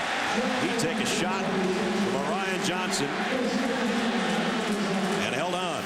Well, you mentioned this offense is the kind of offense that's built to get back in a football game. And it's worth noting also that because of the injury to Chimdi Chekwa, you've got Travis Howard in the game. And in nickel and dime situations, you also have a true freshman, Christian Bryant, who will be showing up number 2 on the field as well. So 2 new guys in to that secondary. Kobe Hamilton hasn't caught a pass yet. He's a big, deep threat. Here's Davis. Wrestled down by Hines in the secondary, but he got 6 more yards. 71 offense, 10 yards previous spot, still first down. And Wade Grayson guilty of the hold. Let's check in with Holly. Guys, like many schools, Ohio State doesn't give out injury information, but what I observed about Chimdi Chekwa was he came to the sideline and he almost collapsed. He was in so much pain. He sat down on a cooler. He did get sick, and they wheeled him out on a cart. Guys, he was holding that left wrist. I heard one man who was close to the situation talking about something of a dislocation. And when Terrell Pryor went over to the huddle that was trying to help Chimdi, I saw the athletic trainer shake his head at Terrell as if to say things aren't looking good here. But Travis Howard right now, as I've seen it, is getting bumped around a little bit out here. The Arkansas receivers will be pretty physical with him, guys. Keep your eye on it. All right, we got a first down and 20 after the holding call. Empty backfield. Mallett, quick throw, got it to Jarius Wright, and he's all the way to midfield. And that should be good enough for a first down. And that looked like a little bit of a mistake by the Ohio State defense, because nobody was in that voided area that Jarius Wright. It wasn't a blitz, but it was quick recognition by Ryan Mallett to get the ball to Jarius Wright, and that's Wright's first catch of the ball game. The other guy that's been kind of quiet so far, DJ Williams, had the one catch that looked like a touchdown but was called back. I'm going to mark it just short of the first down. Second down and about a foot.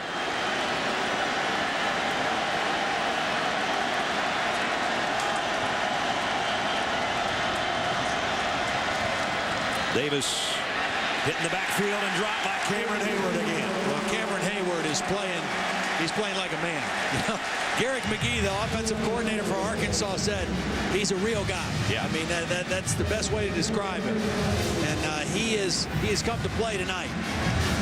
Cameron, of course, his daddy played right here in the Superdome. The late Ironhead, Craig Ironhead Hayward, played for the Saints before moving to Atlanta to play for the Falcons, and that's where Cameron became a star at Peachtree Ridge High School in Swanee, Georgia. There's his daddy, and his son is some kind of player and has had some kind of first half. Mallett. Oh, boy. Joe Adams dropped another one. And that's the true freshman, Christian Bryant, who is in now because of the injury to Chekwa. And he did not know where the football was. It was a drop ball, but it was an open receiver working on a true freshman. And that's 2 drop passes, potential big plays for Joe Adams tonight. And now they'll have to punt. Dylan Breeding in to kick. And whistle stop play. I think Ohio State might be taking a timeout here. Ohio State, first charge, timeout. 7:32 remaining in the half. We'll take a timeout as well.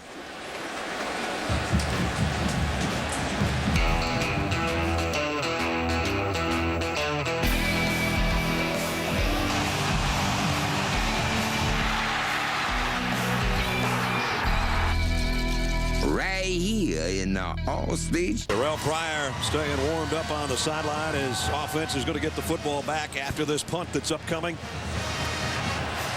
The Buckeyes lead 21-7. Lazy kick. Jordan Hall's going to have to call fair catch. And takes it at about the 17 as we check in with the studio. This is Steve Levy. Here's what's happening on SportsCenter right now, presented by Discover. Michigan says no decision has been made on the future of head coach Rich Rodriguez yet. Rodriguez will meet with athletic director Dave Brandon again tomorrow.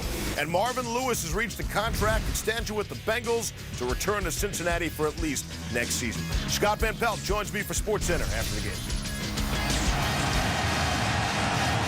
All right, Steve, thanks. Ohio State, 3 long touchdown drives. They get another one here before halftime. It'll be a problem for Arkansas. Razorbacks showing possible blitz off the corner. They're going to bring it. Pryor in trouble. Trying to dance his way out of it. And does. To at least pick up a couple of yards. Well, you know, I said that Ryan Mallett makes 3 or 4 throws a game that maybe only he can make. Not many guys can do this either. A full-out blitz, and there are about 3 guys that had a shot to get Terrell Pryor behind the line of scrimmage, and he turns it into a 3-yard gain. I mean, it shows up as a 3-yard gain, but could have easily been a 10-yard loss. Exactly. Play action, throws it out in the flat to his tight end again. Stoneburner's got a first down. Pickup of 16.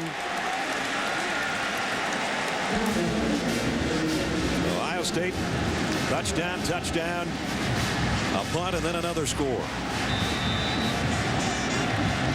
Closing in on 250 yards of offense in the first half. Kind of right on pace. Here's Sane spinning for extra yardage and into Arkansas territory.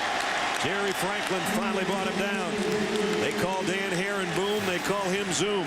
And he just zoomed for a first down.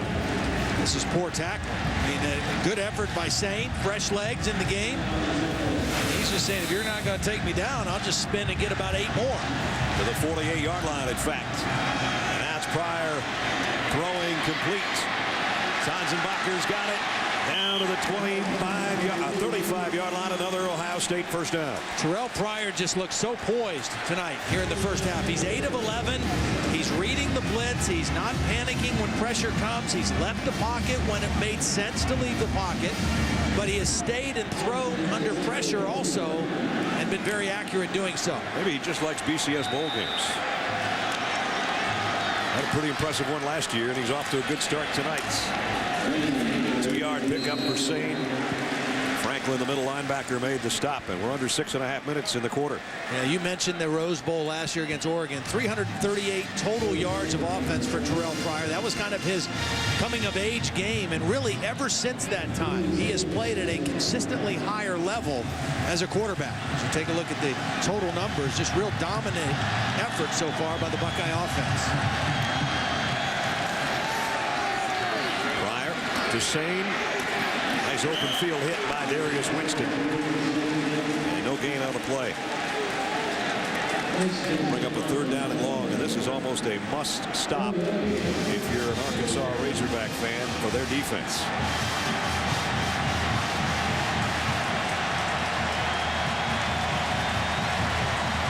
I think they know it, the fans do. One of the guys they've had trouble accounting for the Arkansas defense so far is the tight end, Stoneburner. He's in there again. And up here at the top, number 11. Pryor fires down the middle, in and out of the hands of Posey. He got one-handed, I should say, and it's incomplete.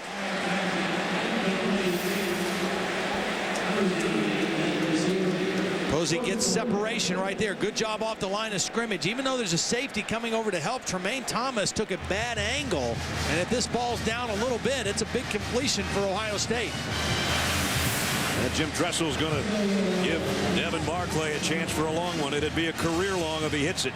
48's the best he's done. This one's from 50.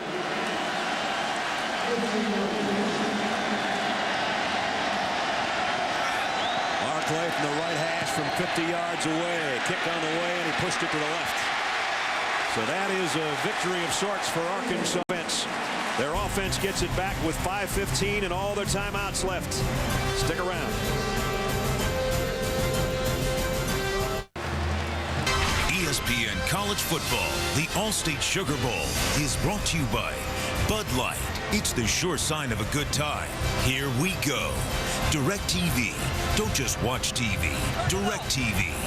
the G-Series, Prime, Perform, Recover. And Nissan, proud partner of the Heisman Trophy. We kind of like our cameraman, too. It's kind of a guaranteed way to get on TV, isn't it? Yeah.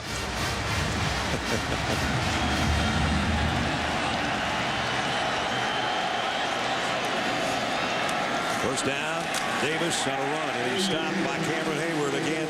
A loss of a yard. Speaking of our cameramen, we're missing one of our crew members tonight. Jeremy Schultz was supposed to be one of our camera guys this evening. He was severely injured in a fire in his house last week in Charleston, South Carolina. And if you know Jeremy, you know how likable and positive a person he is. We'd like to send our thoughts and prayers to Jeremy and his family. Jeremy, we wish you, man. Thinking about you. Wish you were here. You're in our prayers, buddy. Second down, 11. Has to wait too long. And the ball came out at the end, but it's covered by one of his linemen. Second sack of the game for Ohio State. And now Mallett and Cameron Hayward are getting a little bit of a WWE match going on.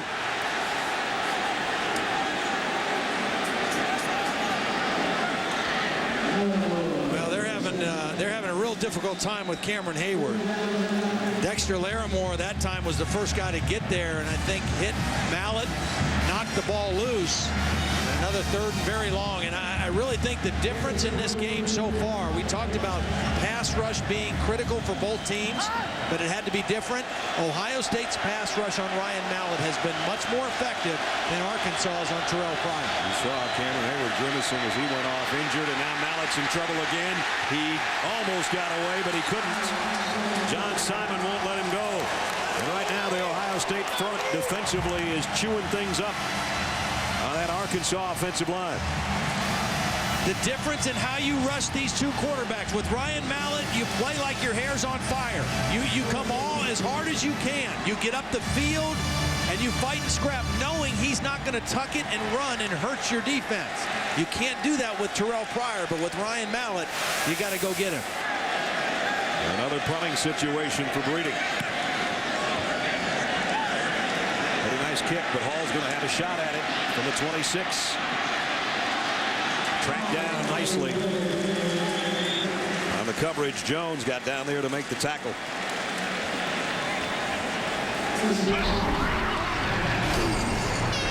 ATT All-American Player of the Year.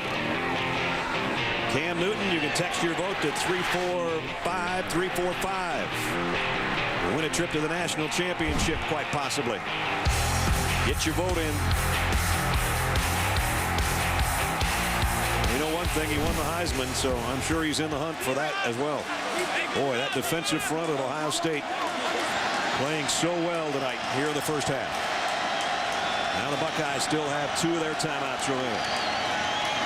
Terrell Pryor going to take off with this one, and got about 5. Winston made the tackle.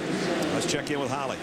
Well, guys, they've just been examining Cameron Hayward on the sideline for his left arm. He's kind of pushing it around, seeing if he's got strength in it. But, guys, he is out of control crazy right now. He just went up to one of his linebackers before that last series and grabbed him by the face mask, got right up in his grill and said, "We need to stop on this down. He is so intense." A long ball intended for Corey Brown is incomplete. Crowd wanted a penalty for pass interference. I think it was just Isaac Madison and Corey Brown getting their legs tied up together. There it was, and probably a good no call. Oh, and he almost caught it anyway. Nice play on the ball by Corey Brown. That brings up third down. Here's Terrell Pryor's reaction, looking for the flag. Blitz coming. Pryor throws complete to Posey, and he's got a first down. Now, again, credit Terrell Pryor, knowing the pressure's coming and not losing his composure and just drifting a little bit away from the pressure. Pressure was coming from his right. He drifts a little bit to the left and makes the nice throw to Posey. Now the Posey has his first catch. That's 8 different receivers Pryor's hits. Goes right back in the same spot to a different guy. Stoneberger is tight end, and he's close to a first. Might have it, in fact. There you see him working his ollie set on the left elbow area of Cameron Hayward.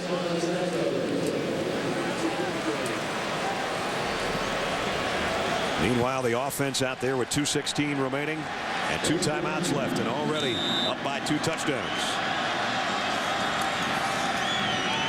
Pryor off play action. This one's too low, intended for Sanzenbacher, incomplete. You know, a lot of people were wondering with the suspensions with Ohio State, would it be a distraction? Would it affect the guys involved? And you know, I really think there was enough time that went by. You know, it all happened right around Christmas. December 26th, they had a big team meeting. Everything was aired and brought out into the open. And then they made their decisions. And I think once they got down here, athletes have the ability to circle the wagons and kind of focus on the task at hand. And I think they were really able to lock into their preparation for Arkansas. They had come prepared, no doubt. Pryor loads and fires deep. Man out there, got him! Posey, touchdown!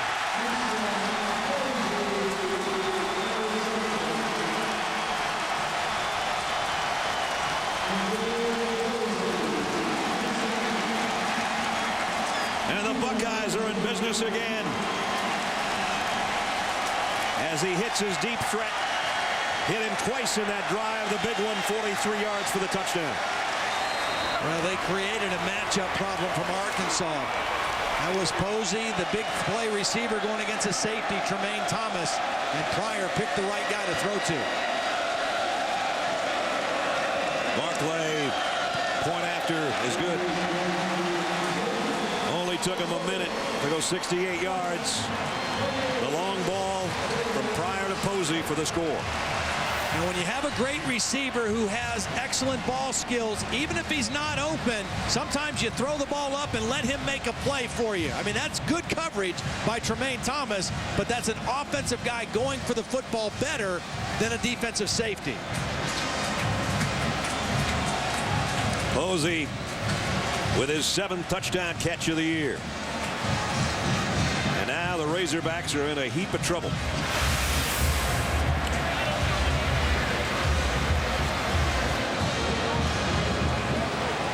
Boy, you know, you think back, look at the numbers already for Terrell Pryor tonight.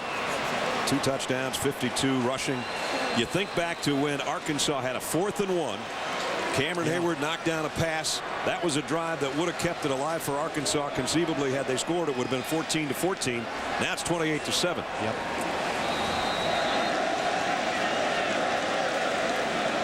Hazel's been a busy kickoff artist tonight.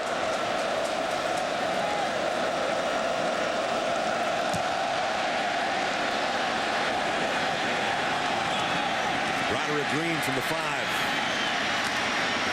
Flags are down. It's going to be the 2nd time that they're going to have a block in the back on a kick return that hasn't helped their cause too much either, if indeed that's what it is. That's what the first call was, and put them inside their own 15-yard line. Illegal block in the back, number 32 receiving team, 10 yards, spotting the foul, first down.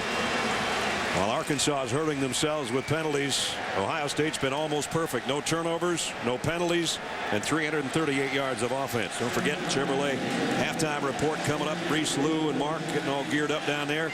They'll talk about Rich Rodriguez and the Michigan situation and a lot more in a little less than 2 minutes. Ryan Mallett's got himself a 3-touchdown deficit to work with. He hasn't been helped by his receivers tonight. He's had 7 incompletions. He's had 3 passes blatantly dropped, and I mean good ones. Well, and his offensive line has had their hands full with this defensive front too. They have really made him uncomfortable when he drops to throw. Hayward bull rushing, almost got him again. He flared it out there to Davis. Boy, if Cameron Hayward's got a bad left elbow, a lot of guys would like to have 2 of them, because he just about pushed the offensive lineman right into Mallett's face before he got rid of the ball. Well, that's a freshman, the center, Travis Swanson, and he's blocking against Hayward, and Hayward almost delivered him right into Mallett's lap. Mallett comes back to his check down receiver, Davis, and a nice open field tackle by Devon Torrance for no gain.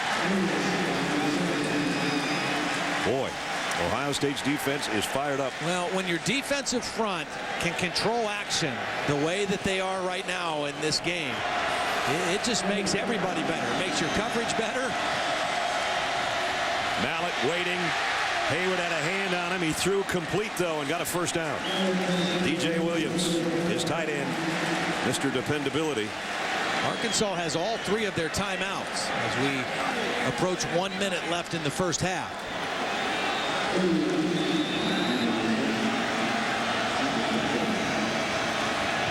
On first down, Mallett throws it complete, and Adams got out of bounds to stop the clock. Got about 7 or 8 more. 52 seconds left in the half.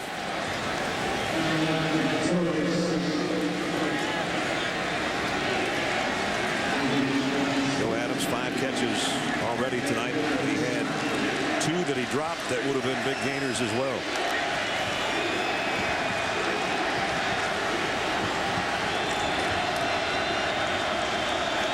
Mallett in the shotgun, fires deep down the middle, almost picked off.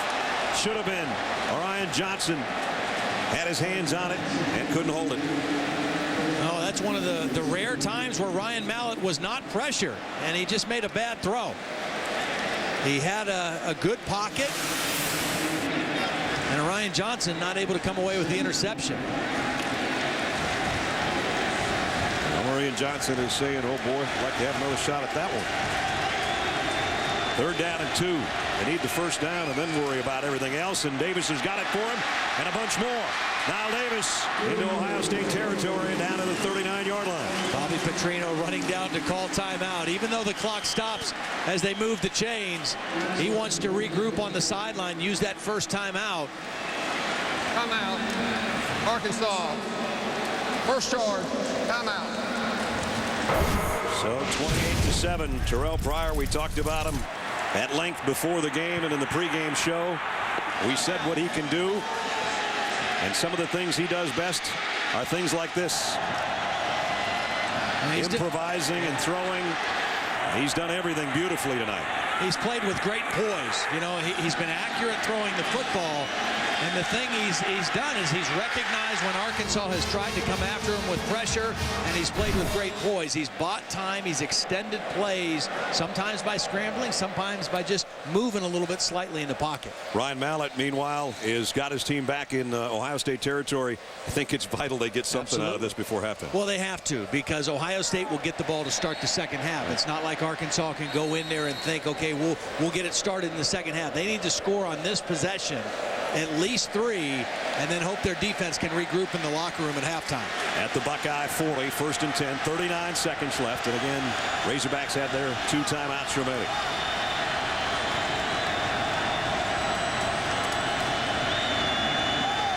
Mallett, deep ball, and he overthrew everybody right over the corner by the pylon. Kobe Hamilton was the intended receiver. Hamilton had 2 80-plus yard touchdown catches in the win over LSU, and tonight he's got no catches. Yeah, and he's the biggest, most physical of the receivers at 6'3", 210 pounds, but not able to get anything going here in the first half. 8th play of the drive coming up. Still plenty of time, but 40 more yards to cover if it's going to be a touchdown for Arkansas. Mallett, quick drop. Throw over the middle is incomplete.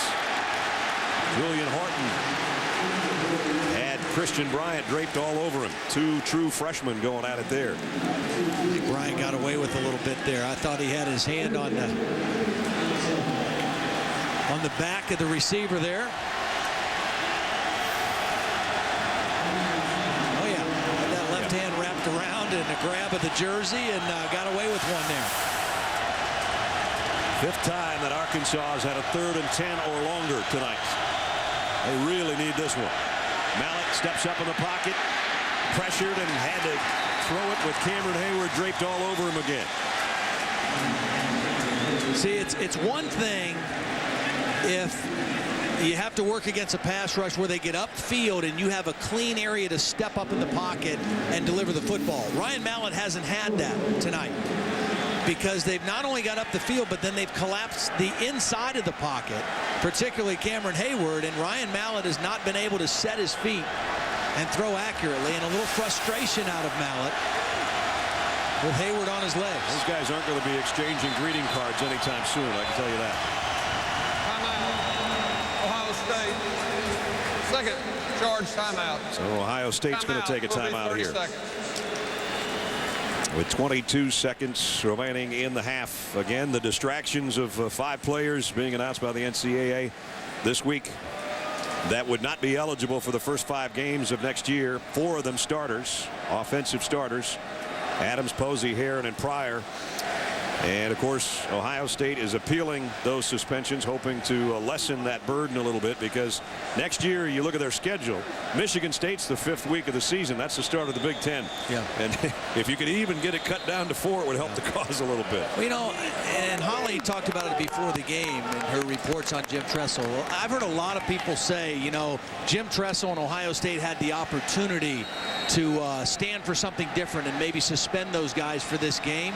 But, you know, it wasn't just the situation with those 5 players. It was also, how does it affect this whole senior class and the other 100 guys on the team? What's best for everybody? And I totally understand why he decided to let him play. 73 offense, 5 yards, still 4th down. Well, the false starts are killing the Arkansas offense, as if they're not in long yardage enough situation. Now it's 3rd down and 15. Well, they're the most penalized team in the SEC, Arkansas, and they've had their troubles with this offensive front. And right that time, Ray Dominguez, out of his stance early. Boy, they got to get all the way down to the 30-yard line for a first down. 4th and 15. Here's number 15, throwing complete to the 26-yard line of Joe Adams. And Petrino will use another timeout here, all the way out onto the field. 16 seconds. They've got time for a couple more plays. Big time throw that time by Ryan Mallett. You got that right. Again, he had to step up in the pocket, but this time he had enough clearance in there to set his feet and deliver the ball to Joe Adams.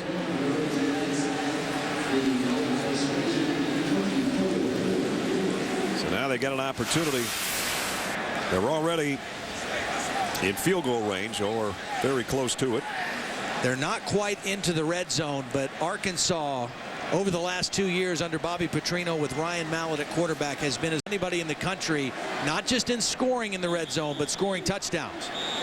Part of that is the arm of the quarterback, and part of it is the play calling of Bobby Petrino. They're very aggressive, and they go for the end zone. DJ Williams has been a little bit quiet. 2 catches on the night. 16 seconds remaining. Arkansas trying to score here before the break. Mallett flushed, throwing. Oh, and it's dropped again by Adams. Would have been a touchdown. Ryan Mallett is having to move in the pocket just about every throw, and that was another beautiful throw. I think Joe Adams thought this ball was going to DJ Williams, and he tried to go for it late. He didn't anticipate the ball was coming to him. He thought it was going to DJ Williams, and Joe Adams got his hands out late and not able to make the catch.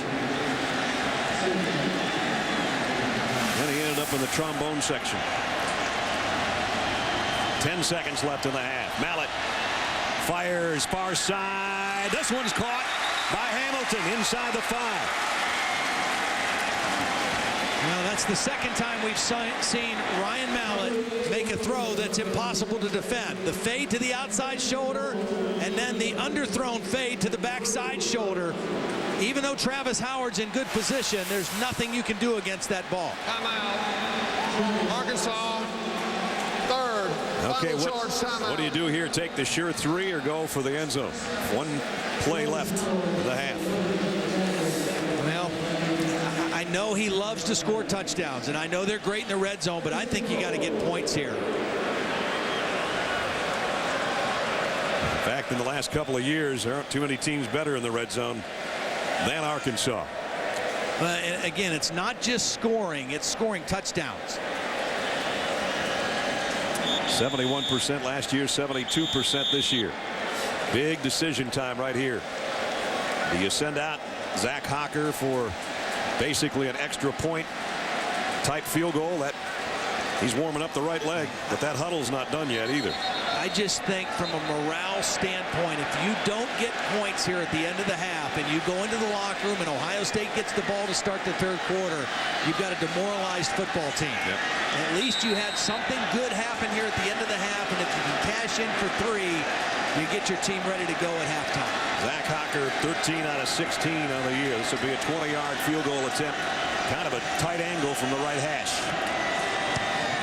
But he's got it right down the middle. So the first half of the All-State Sugar Bowl comes to a close with a field goal for the Razorbacks. And let's check in with Holly. Coach, what made you decide to go for the field goal there in that situation? Well, get to 3 possessions, makes it 18. We got a chance now. What can you do up front to give Ryan Mallett some more time to throw? Their pressure seems to be affecting him. We got to mix it up a little bit more, get in better situations where we can use our quick game and run the ball better. And last play, they've had some big strikes on offense. What does your defense have to change? Lee, they're making a lot of plays. We're right there on a couple of the touchdowns. They made the play, and we didn't. Thanks, Coach. So his team is down 28-10, but there's still the big right arm of Ryan Mallett if his receivers start holding on to some of the footballs in the second half. Ohio State 28, Arkansas 10 at halftime. Reese, Mark, and Lou with a Chevrolet halftime report right after this timeout.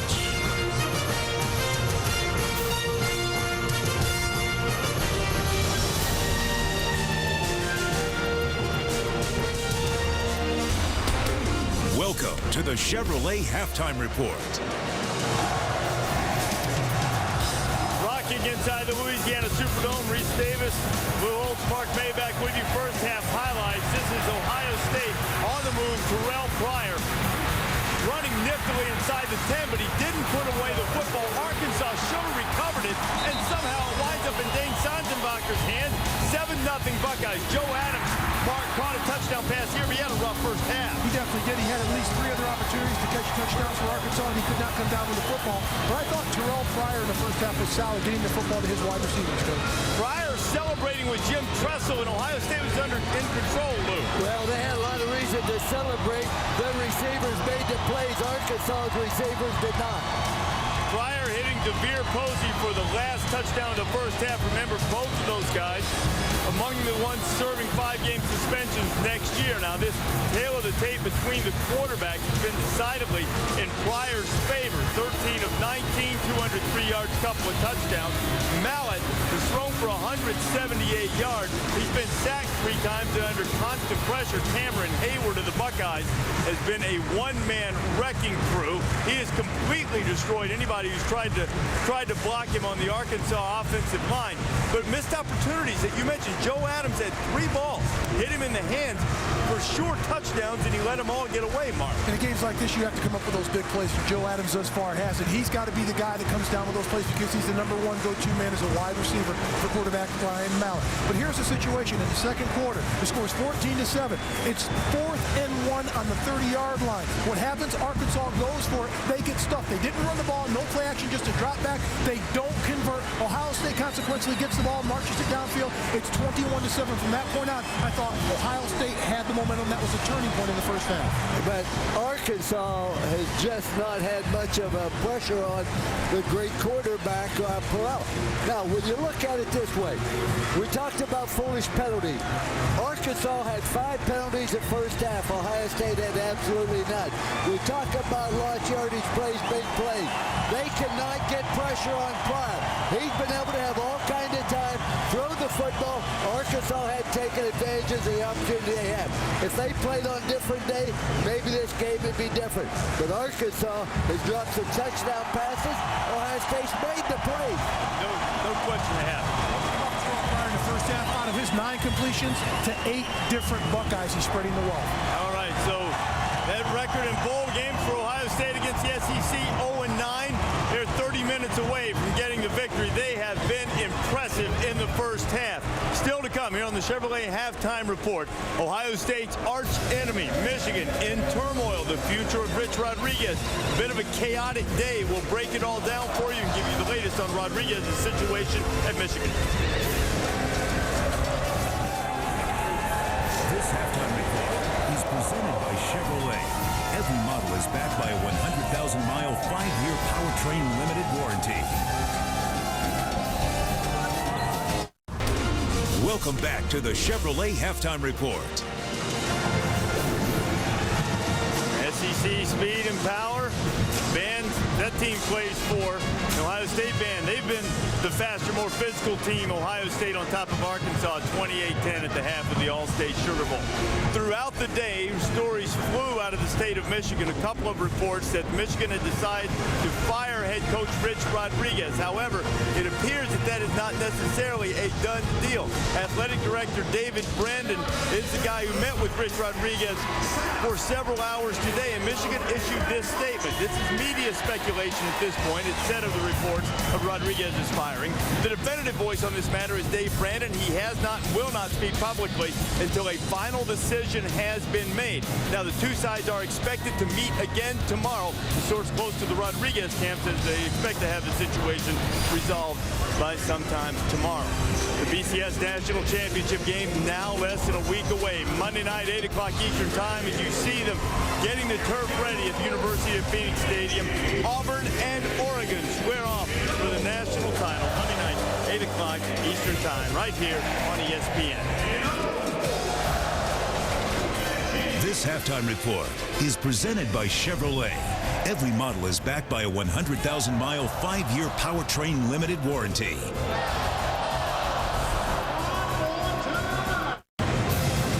Microcosm of the first half. Ohio State finding ways to make plays. Arkansas missing opportunities. Pryor the big run, the fumble. Hogs have it, and then they don't.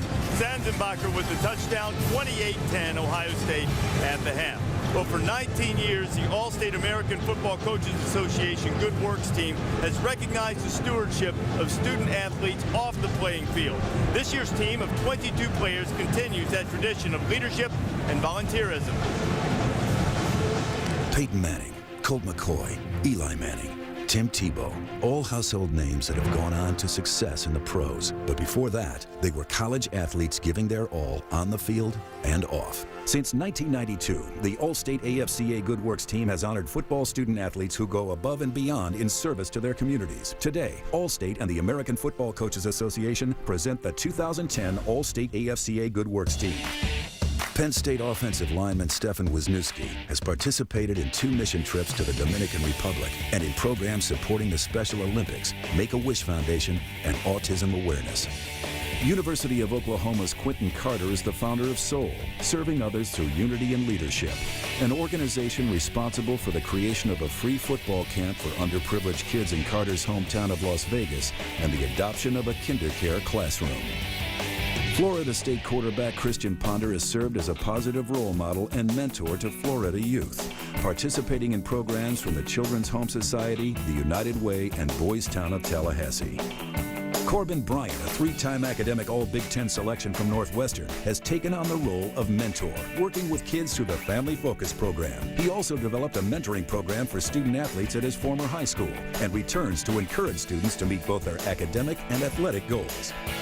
Fans voted Delaware's Sadiq Haynes captain of this year's All-State AFCA Good Works team. His dedication to the Boys and Girls Club, A.I. DuPont Children's Hospital, and Newcastle Youth Football are an inspiration to the Good Works team and the nation of fans that voted for Sadiq. We salute all 22 members of the All-State AFCA Good Works team who have shown that it's not just how well you perform on the field, but how you give back that exemplifies true character. Back on the field at the All-State Sugar Bowl, the members of the 2010 All-State AFCA Good Works team honored for their leadership and service. We congratulate the entire Good Works team for their accomplishments and achievements off the field. The second half is not too far away, and let me tell you something. Ohio State has dotted that I of the pigs. They're up 28-10. Third quarter's coming.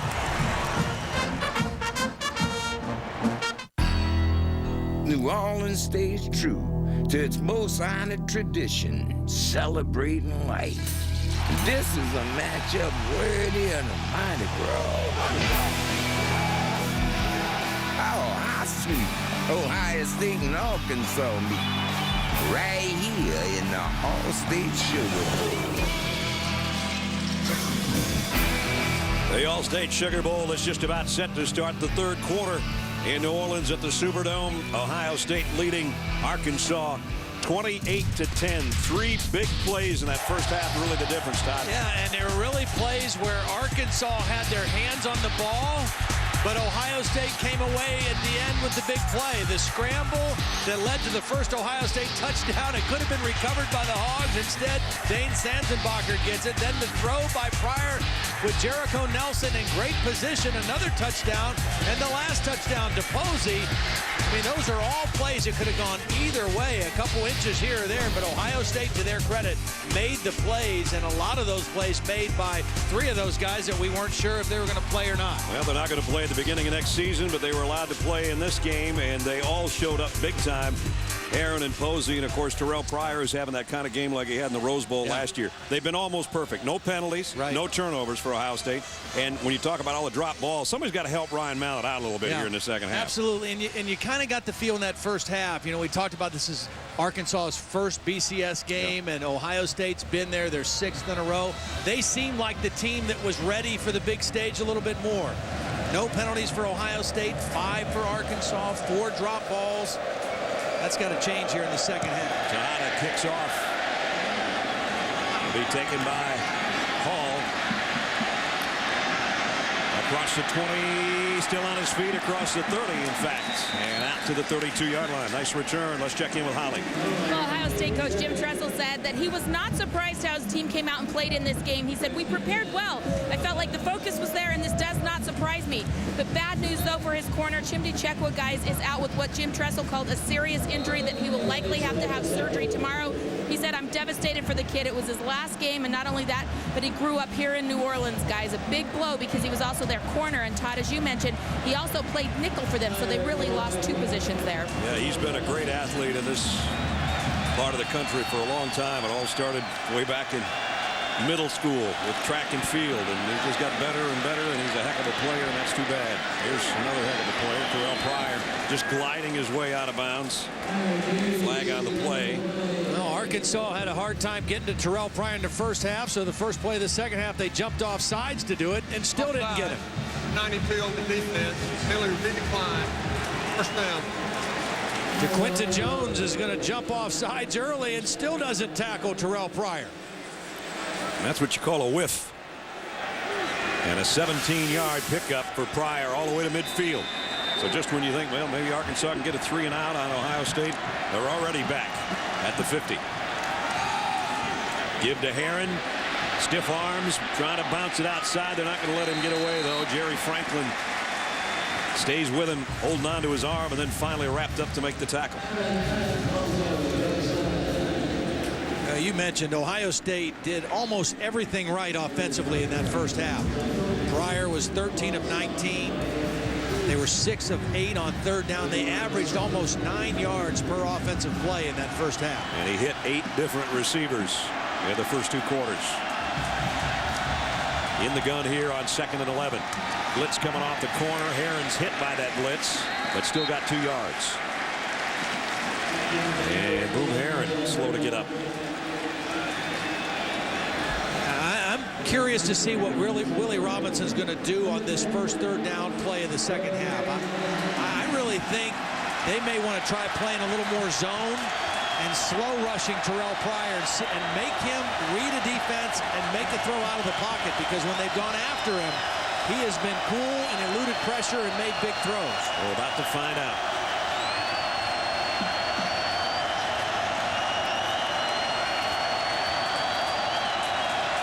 Pryor in the shotgun.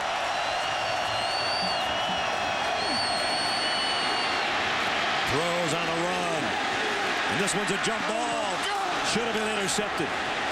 You can call that another drop pass. That's exactly right. That goes right with the highlights we showed at the end of the half of getting your hands on the ball but not making the play. I mean, this was thrown up for grabs, easy interception, and 2 guys fought each other. Rudell Krim and Jericho Nelson. And Jericho Nelson. If one of them just calls off like a center fielder in baseball, I got it. they got to pick. Yeah. Well, they do force a punt anyway. Buchanan to kick. Joe Adams waits way down there on the other end. Have a short punt, and Adams will call fair catch. Well, Well, from the standpoint of Arkansas, though, they got their stop. They got the football back, and no further damage done. Better do a better job against this Ohio State defense in the second half. They controlled the line of scrimmage, and it started and ended with Cameron Hayward, their leader up there. But it was the strength on the inside pressure that collapsed the pocket most of that first half that really created problems for Ryan Mallett. Mallett under center here with Niall Davis behind him on first down at the 19-yard line. Play action. Mallett loads it. Fires incomplete. He had a man open in Hamilton, and he threw it way too far in front of him. Now Ryan Mallett is saying Kobe Hamilton should have kept running on that route. Kobe Hamilton geared it down like it was in an open area, and a little miscommunication on the first play. Remember, Cameron Hayward at the end of that first half came out and was getting his elbow looked to, has a new wrap. A little bit of a brace on that left elbow. Davis up the middle. Hit right in the face mask by Aaron Gantz. Cameron Hayward in the first half was a man among boys. Well, it didn't matter whether he played defensive end or defensive tackle. He was a force to be reckoned with. And they moved him around some, and he worked on different guys, but he pretty much had his way with whoever tried to block him up front. Here's the first third down for Arkansas in the third quarter. Mallett quick throws completes, and it's a first down with forward progress to Jarius Wright. Spotted right about at the 30-yard line. In that first half, Arkansas was held to 56 yards rushing. And again, coming into the game, 151 yards a game. And that balance is what made Arkansas so good. Well, Ohio State, for the most part, took the running game away in that first half and then were really able to create pressure on Ryan Mallett. That's why I think it's important that they go right back to trying to get the running game going here, even though they're down by 18, to keep that balance. They give it to Davis, and he's almost into the secondary again. Picked up 11. He came in with 1,183 yards and 13 rushing touchdowns, and as Todd said, especially those last three games, he went for over 150 in each of those. He's got 94 right now, and that sets up Ryan Mallett for play action somewhere down the line. We know that.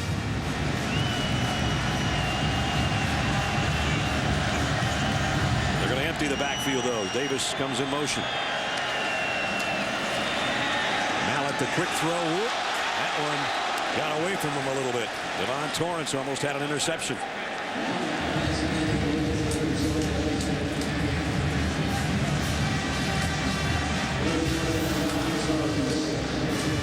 Well, again, there was a little bit of pressure. Ryan Mallett threw it without setting his feet, and he really didn't read the coverage very well because Torrance really guessed right and cut in front of the intended receiver, Adams. Ryan Mallett very fortunate that one didn't get intercepted. Wright and Adams both starting to the right, and now trot back out to the top of your screen. Davis. Another nice run, almost 10 more.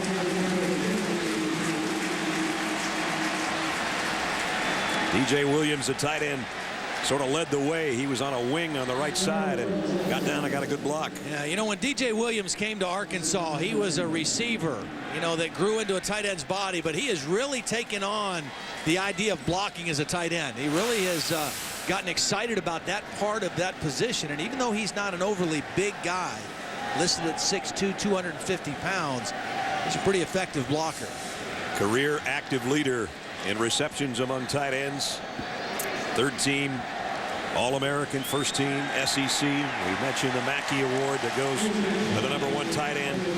And I said, DJ, did you even know who John Mackey was? He said, I had to look it up on the internet. He said he was a heck of a player, wasn't he? He was. And I'll tell you what, if I'm Arkansas and I see Cameron Hayward still not out there on the sideline in this possession, I keep running the football because he's been the hardest guy that they've had the ability to block or inability to block. Right. Run the football when he's standing over there.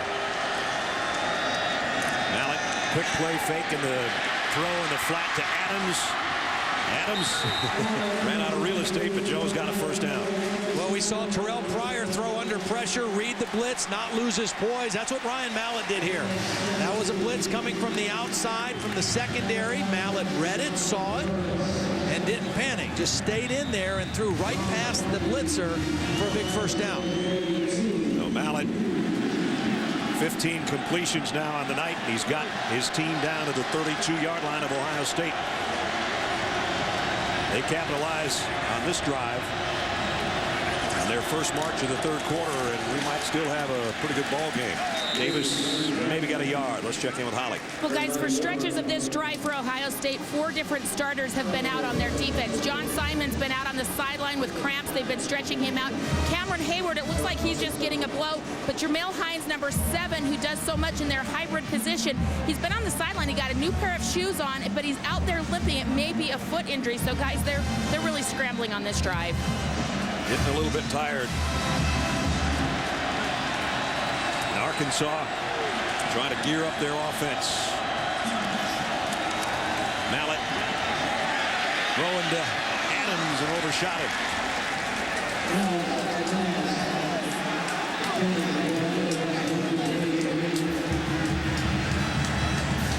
So now it's going to be 3rd and long again. Now, Cameron Hayward was on the sideline getting a break, and his first play back in, he's mixing it up again. He is got a little bit going on after the play with Ryan Mallett. Talking with the umpire about being held. Well, I think what's happening, though, there it is at the end. Well, giving them the business a little bit down there at the end of the play. Draw play. Davis spins inside the 30, but only to the 28. And so again, on a 3rd and long, they go with a running play. And now they'll bring out the field goal unit again to try to just keep chipping away at this Ohio State lead. This is going to be a 46-yard field goal attempt by the freshman Zach Hocker. He hit a 20-yarder right before halftime. 5 of 7 from 40 or longer this season. This is a team that is used to scoring touchdowns. In the last 2 possessions, they've had to settle for field goals, but it's a perfect kick. And that gets them a little bit closer. 9:14 remaining in the 3rd. Ohio State 28, Arkansas 13. ESPN College Football, the Allstate Sugar Bowl, is brought to you by Allstate. Dollar for dollar, nobody protects you like Allstate. Are you in good hands? The all-new 100% reinvented Ford Explorer. Drive one. Vizio, delivering entertainment freedom for all. And Tostitos, Lay's Classic, and Sun Chips. We make them natural. You make them fun. Celebrating its 6th year sponsoring the Good Hands Field Goal Nets, Allstate makes contributions to participating university general scholarship funds for each field goal and extra point kick to date. Allstate's contributed more than $2.4 million in scholarship monies. Here comes a kickoff by Tejada. High and short, fielded at the 13. Jordan Hall, and gets it out across the 25 to the 27-yard line. Well, coming up Monday, Tostitos BCS National Championship game on ESPN. Doesn't get any better than number 1 against number 2. Coverage starts 8 o'clock Eastern, 5 Pacific. And you look at the SEC, starting with the Florida Gators. And then LSU, the BCS National Champs in 07. Florida again in 8. And then last year, Alabama over Texas to take the crown in a perfect 14-0 season. Can Cam Newton and Auburn keep that SEC string alive? Join us next Monday and you'll find out.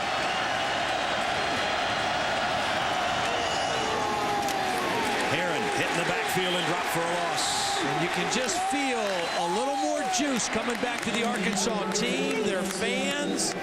There's some jumping up and down on that kickoff coverage. They're clawing their way back in this game. You heard Bobby Petrino tell Holly, we kicked that field goal at the end of the half to make it a 3-possession game. Well, now it's a 2-possession game. And a negative play on the first defensive play of this possession. And remember, Ohio State hasn't made a mistake yet, turnover-wise. run all the way this time. It'll be third down and about 3. The second time they've called a designed run for Terrell Pryor. Every other time that he's run the ball tonight has been on a scramble, an improvising play. Pretty good gain on that designed run as well. Here's the biggest third down. Short yardage defensively for Arkansas tonight. Remember, they're about as good as it gets on stopping 3rd and 2 or less. They get a stop here, and this place is going to start really rocking.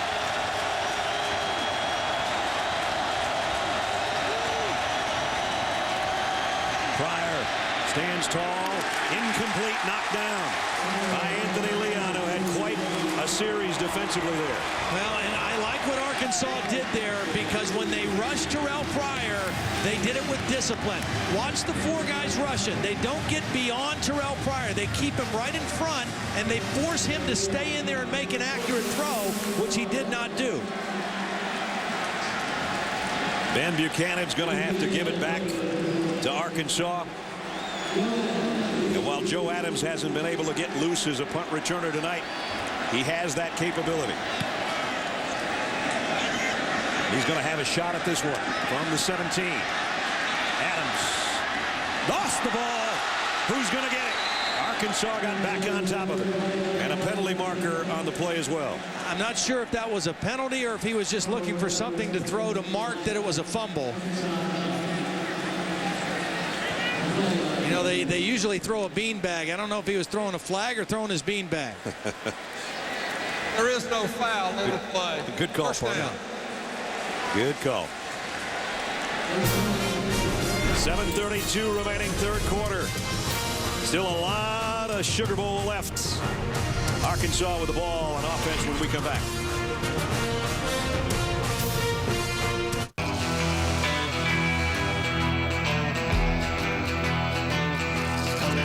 It's all about flavor in the Crescent City. The All-State Sugar Bowl in New Orleans. Good looking po' boy there. Oh. You and I could use one of those about an hour and a half from now. At the 15-yard line, Arkansas offensively, their last couple of drives both ended in field goals, and Ohio State made them earn them. 13 plays and 11 plays the last 2 times they had the ball, but they're back to within a 2-score game, and they keep it on the ground with Niall Davis. Well, very, very smart to keep it on the ground. They only had 56 yards rushing in the first half. Well, now they've got 32 already here in the third quarter on their second possession. So, again, for Bobby Petrino to work his magic as a play caller, he's got to have balance, because play action pass has to be a big part of what they do, and that only works if your running game is effective. Another 100-yard plus game for Niall Davis. Play action, Mallett comes up firing on the sideline. Wright had a hand on it and couldn't hold it. And again, looked like a catchable ball. That one had some steam on it, though. And Jarius Wright, the junior, couldn't keep it. Yeah, works his way back in and got both hands on the football. You know what? He took his eyes off the ball and put his eyes on Orion Johnson at the last minute, expecting the safety to come over and try to separate him from the football, and he dropped it. He separated him from the football without the hit he was expecting. 3rd and 8. Here. Mallett, slip screen, low delivery. Adams at the line of scrimmage. That's it. Cameron Hayward is there again. He's all over the place. That's why he's got all those Buckeye leaves on his helmet. He's running out of room. Yeah. So the 3 and out as Breeding's going to have to punt it back to Ohio State.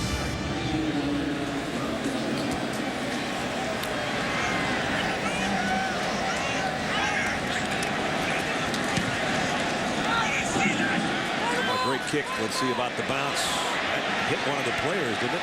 Yeah, I think it hit an Arkansas player. It's going to be back around the 40-yard line for Ohio State. Jericho Nelson was down there covering the punt. Field judge found his beanbag. He had that baby out there pretty quickly, and he's going to move it to about the 45, in fact. There you get another look. Nelson's going to hit him right in the backside. Ohio State on offense when we come back.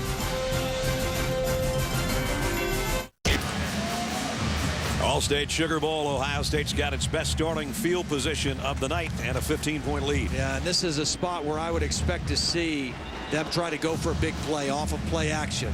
It's Chimdi Chekwa in street clothes with that right wrist injury.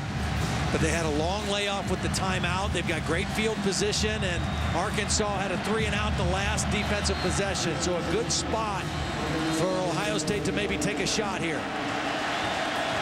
They've got hair in the tailback in the eye. There's play action. Pryor rolling to throw, and the caught Posey, and he did catch it. Had to go down and scrape it off the turf. Nice job by Posey running off the corner and then coming back to the football and getting those arms underneath the football. And that's really good work by the wideout on a low throw. Ohio State hurrying it up here without a huddle. And it's good. They tried to get it without a review, I think, is what they were trying to do. But they didn't get it snapped. Well, maybe. Here we go. Somebody lost their lid in the middle of all of that. I thought they were going to review the play. Terrell Pryor jumped around as if to say, darn, we didn't get the snap. Well, this was the play that was in question. I think it was a catch. I think the only reason the referee stopped action for a minute was to get the chains lined up for the first down. Now 2nd and 7 at the 34. Heron, Anthony Leon draped all over him. And we're down to 5 minutes and change. Ohio State by 15. I thought the fullback moved on that play. Zach Boren got away with a little movement early on that play. Big 3rd down. 3rd and 2. Not going to get it. Back to the line of scrimmage is all. Alfred Davis knocked Heron down short. Well, the sticks. Yeah, the key to stopping short yardage plays is to get penetration. Play with leverage and get penetration. That's what Arkansas had on that play. And they got into Heron's ankles and legs before he could get any steam headed towards the line of scrimmage. It was a nice 3rd down play by the Razorback D. Devin Barclay comes in, missed his 50-yarder. This will be a 47-yard attempt.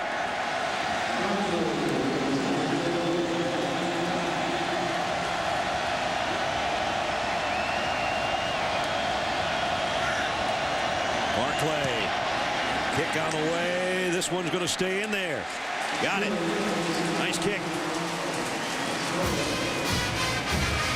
Devin Barclay from 46 yards adds to the Ohio State lead. Buckeyes 31-13, 4:10 in the 3rd. Terrell Pryor during the timeout on the sideline, a little frustrated that they couldn't get a touchdown, but they got 3 more. Just a 26-yard drive because they had such great field position after that punt. And now they lead 31-13. And Drew Basil's got it teed up. Lance Ray is the new kick returner. Broderick Green had done it most of the nights.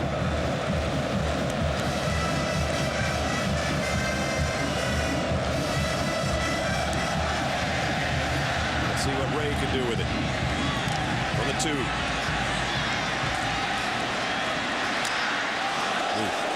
Head-on collision at the 25. Randy Sain made the stop. Just over 4 minutes remaining in the 3rd quarter. Well, it's about time for Ryan Mallett and his receivers to start hooking up, or things are going to get dim. You know, one of the things that's really worked to the favor of the Ohio State defense has been bad field position for Arkansas. Their last 4 starts, their own 19, 15, 14, and 25. Quick throw out to Adams with blockers in front. Joe just got down the sideline to get a 1st down. And why that's so important is that even though they move the ball and they get some momentum and they get a drive going, they can't go all the way against this defense. Again, this Ohio State defense coming in the best in the Big Ten, 2nd in the nation in total defense, only 251 yards per game allowed coming in tonight. And remember, they prevent big plays, and they've been, for the most part, able to do that again tonight. Play action. Mallett comes back the other way. Williams knocked down for a loss by Roll. One of the ways that you prevent big plays is that you're a good tackling football team. And that's what I'm seeing out of Ohio State tonight. Even though they're hitting some completions, you don't see a lot of yards after the catch for Arkansas tonight. Ryan Roll right there making a nice inside-out play. Boy, he's not the biggest guy in the world, but he is a football player. Well, what makes him so good is he's quick and agile, and he can make plays coming from inside out. And when he gets there, he doesn't miss a tackle in space. Second down, 11. DJ Williams, the tight end, in motion. And now Davis cuts it outside. Niall Davis, big gain again. We'll give you another view of that from our DirecTV Ultimate Picture Cam as he picked up 16 yards. Niall Davis running behind DJ Williams. They put DJ Williams in as a fullback on that play, kind of the lead blocker. And Niall Davis just cut right off of his block for a nice gain. Well, here's Arkansas back in Ohio State territory again.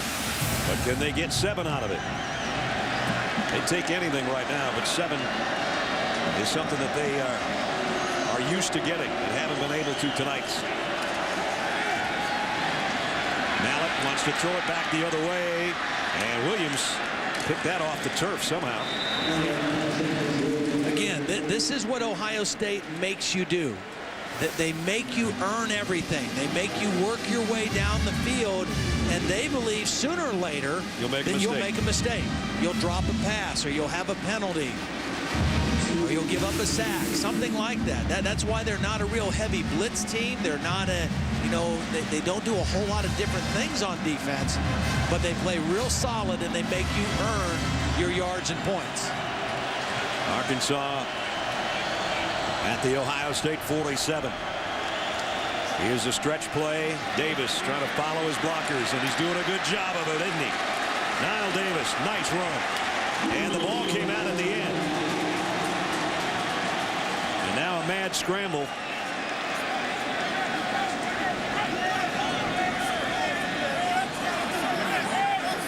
And it's still Arkansas football. Ohio State was clearly trying to rip that ball out at the end, and they did. I mean, Niall Davis is fighting for yards, and you can see Devon Torrance is in there just trying to rip the ball out, which he does. And Arkansas lucky to get on that.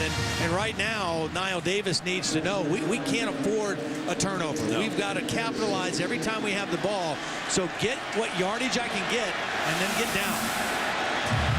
At the 36, first down, Razorbacks. The toss to Wingo. Ronnie Wingo down the sideline. He's the big back, 6'3", 227, and he got 14 yards. Another nice block by the fullback Stuman. The quick toss into the boundary kind of caught the Ohio State defense outflanked. Stuman got a nice block, and Wade Grayson, the pulling guard, got a nice block as well. Got chunk yardage, as you call it. Yeah. Todd, 11, 16, 11, and 14 on this drive. Another first down, and Mallett to the air, to the corner, to the end zone. Touchdown, Jarius Wright.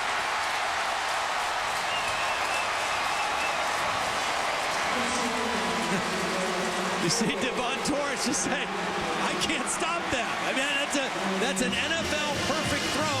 Again, over the outside shoulder on the fade route. It's impossible to defend. The receiver presses him to the inside. The ball's thrown over the outside shoulder. Even with the cornerback in good position, you can't stop that play. Longest pass play tonight for Arkansas. And it's a perfect pass for the touchdown. And maybe worse for Ohio State, Cameron Hayward with a little assistance off the field at the end of that play. Arkansas is going to go for 2 here to try to make it a 10-point game.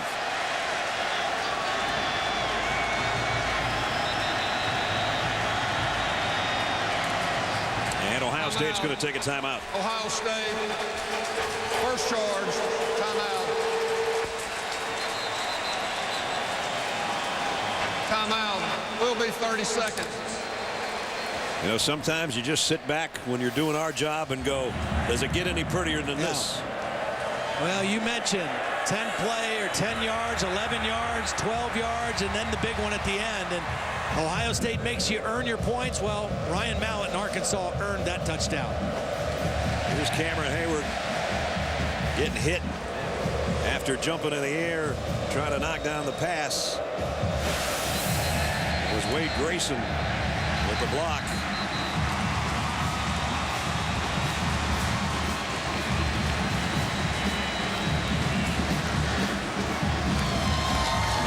State after the timeout trying to stop the two-point conversion. You know, very much like a basketball coach. You call timeout to see how a team lines up for an out-of-bounds play. Jim Tressel wanted his defense to be able to see the formation. Jerry is right in motion toward the ball. He's the one that caught the touchdown pass. Mallett across the middle. And DJ Williams, did he get in? Yes, he did. Tremendous effort. Working against the true freshman, Christian Bryant was trying to hold him out of the end zone along with Jamel Hines. Just outstanding individual effort by DJ Williams. Hines wraps him up high, what you want to do down there, but he's able to reach the ball across the plane for the 2 points. What an effort by the Mackey Award winner as the nation's best tight end. Still never lost control of the ball. That shows you the strength of his hands, too. Reached that thing across, got hit, rolled on the ground, and never lost control of the football. He's an amazing young man in a lot of ways. And more on that, here's Holly. Well, guys, he was the Disney Spirit Award winner this year because of the great obstacles he's had to overcome in his life. As a child, he was living in a home with domestic abuse, and his mom decided she was going to take the children and move. She laid out a map on the table, and DJ was just 11 years old at the time. She said, "Where should we go to escape this situation?" He pointed on the map, and it ended up to be Little Rock, Arkansas. He and his family have done all kinds of outreach programs to tell people that you can get out of those kind of situations, and DJ has used his mantle as a football player to let people know that there are ways to overcome that in life. He is one classy young fella. Kick to the 5 to Jordan Hall. And Arkansas doing a better job on their kick coverage than they have all year long.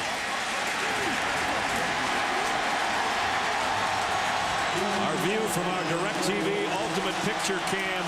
Let's give you one more pretty picture of a pretty pass.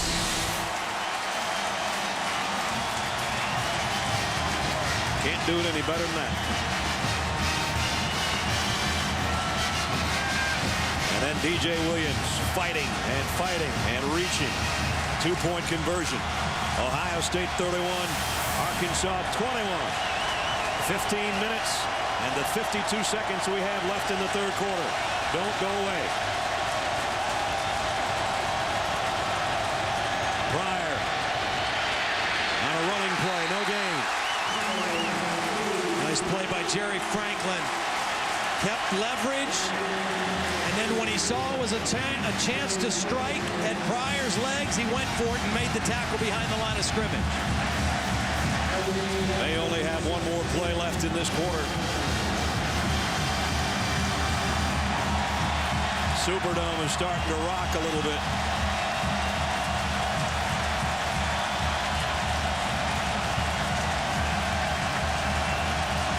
Some of the Ohio State players didn't think they needed to run a play here before the clock ran out, but they do. And here it is, play action.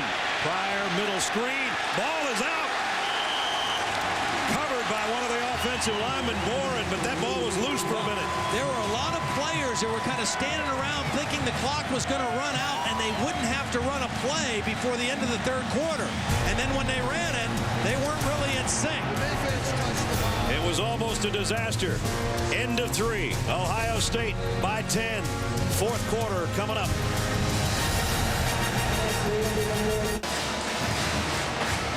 After further review on the previous play, the pass was incomplete. When the pass hit the ground, there was still 4 seconds on the clock. We will put 4 seconds on the clock. The third quarter, please. So it's going to be third down and long for Ohio State. 26-yard line, third down. Here's another look. The ball Dan Herron got his hand on it, then Strather, the defensive lineman, did, and then Boren, the left guard, the left guard, trying to control it to the ground, and it slipped out. And so it's an incomplete pass. There's 4 seconds officially now left in the third quarter. So we're going back in time. A little bit. Because of incomplete pass. Right. Okay. Change all the graphics. Back to the third quarter. All right. Well, we get that great build up to the fourth quarter one more time. One more time. Well, we'll try it again. Do that. Groundhog Day.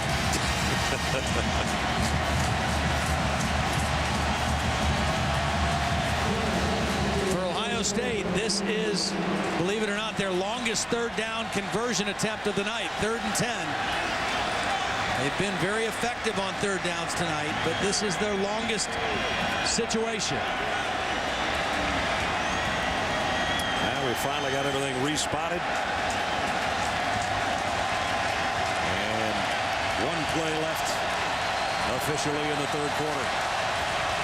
Terrell Pryor, I don't think he's going to have to ask for any noise. He'll get it from the Razorbacks fans. Still have to rush under control if you're Arkansas. Don't get beyond Terrell Pryor.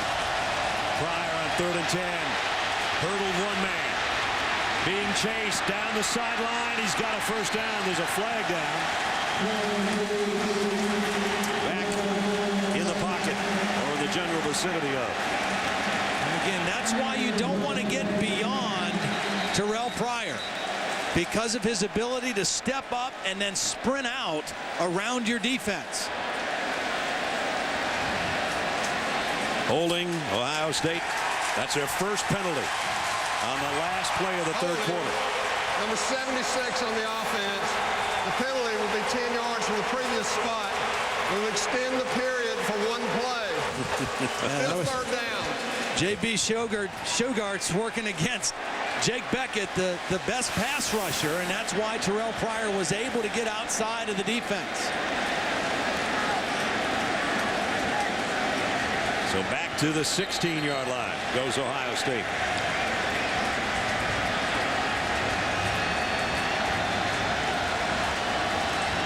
Third down and 20. We're going to end this third quarter eventually.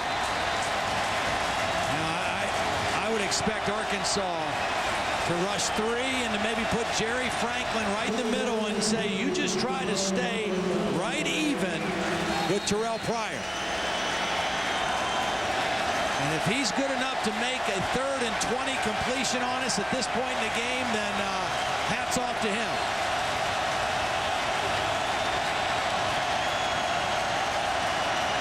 Pryor in trouble again. Got away. Sets his speed and fires. Got a man open on the near side, but he threw it to the bench of Arkansas. Incomplete. The third quarter is over.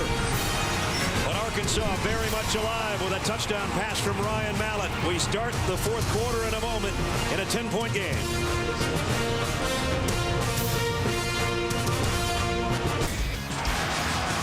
Moments ago, Ryan Mallett rallied the troops around him. They're only down 10.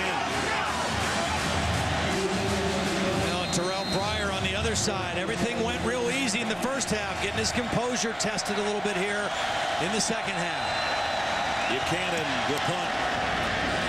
Joe Adams going to have to get out of the way of this one. It's going to take an Arkansas bounce. And this will be great starting field position right at midfield for Arkansas. The bowl season continues here on ESPN Thursday night with the GoDaddy.com Bowl. Middle Tennessee takes on MAC champion Miami of Ohio. Coverage starts 8 o'clock Eastern, 5 o'clock Pacific. Game also on ESPN Radio, online at ESPN3.com, and on your phone. Brad Nessler, Todd Blackledge, Holly Rowe, and our ESPN crew starting our final quarter of the football season together. Hayward battling an elbow problem. Ollie said he was stretching his hamstring between quarters, but he's back there trying to chase the quarterback. And doing a pretty good job of it. Incomplete on the pass intended for Niall Davis. Broken up by Ross Holman.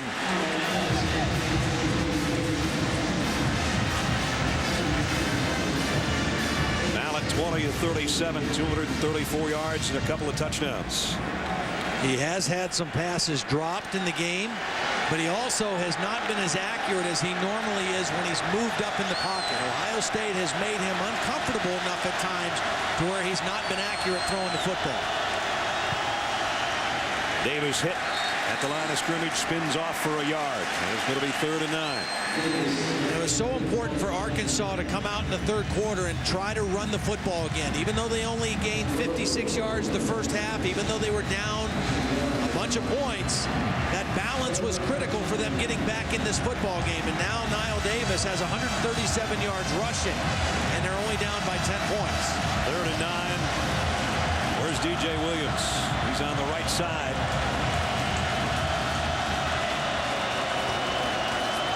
Comes up to the line and now backpedals into the shotgun. The throw complete to DJ Williams. Nice call, my man. They move the chains. Well, Dominic Clark is the 3rd-team cornerback. Because of injuries, that's who he's working on.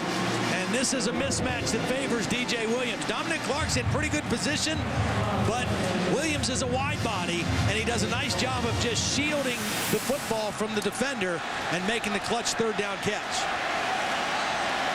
Back to an I backfield with Stuman, the big fullback, in front of Niall Davis. Williams in motion on 1st down. Mallett comes back to his secondary receiver, and it's Stuman, the fullback, and he got about 4. Holly? Well, guys, they're just dropping like flies down here. It's really too bad for Ohio State right now. Not only did they lose 3 defensive backs to start the season, Tyler Moeller got out halfway through, Nate Oliver and C.J. Barnett, but we've lost Chimdi Chekwa in this game to a wrist injury. Right now, his backup, Travis Howard, has been sidelined with severe cramps over here. He is on the sideline right now. Jamel Hines is fighting a toe injury. And, guys, cramps really starting to affect these guys. I've seen 7 or 8 guys getting stretched out, taking liquids over here on the bench for Ohio State. All right, Holly, keep us posted. 2nd and 6. Inside the Ohio State 35. Down 10. Arkansas trying to mount a rally. Cameron Hayward and Dexter Larimore have got Mallett. Well, you can play with walk-on defensive backs if you get a pass rush like that. Because no quarterback, even one as good as Ryan Mallett, doesn't have time to do anything. And he just manhandled the best offensive lineman up there for Arkansas, DeMarcus Love.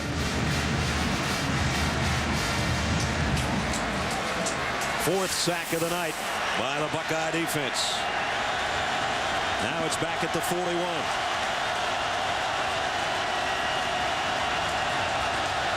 Niall Davis empties the Hogs' backfield.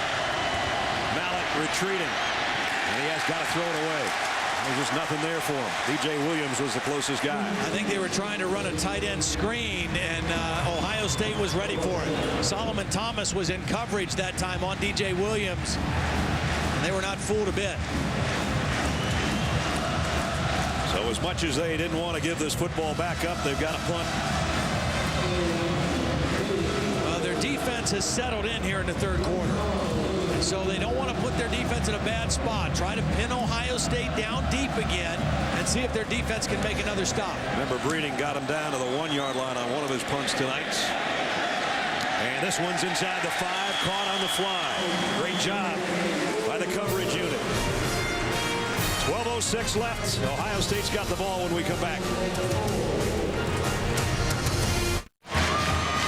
ESPN College Football, the All-State Sugar Bowl, is brought to you by Allstate. Dollar for dollar, nobody protects you like Allstate. Are you in good hands? Chevrolet. Every model is backed by a 100,000-mile, 5-year powertrain limited warranty. AT&T, the nation's fastest mobile broadband network, period. And the touchdown big box, only at Taco Bell. They packed the place tonight with Cardinal and white and scarlet and gray. Arkansas's defense would love to make a play right here with Ohio State inside its own 5 again. Heron, there's the play. Heron. That can't be a safety, I don't think. I think they're going to move his forward progress back. But he's only going to... That's a safety. I thought for sure they were going to mark his forward progress at about the 1-yard line. Maybe it's because he disengaged from the tackler and went back in the end zone and was tackled again. That's a third safety Arkansas has had this year. Great penetration again. Anthony Leon hits him chest high. Now, I thought they were going to mark him down right there. I'm a little surprised by that.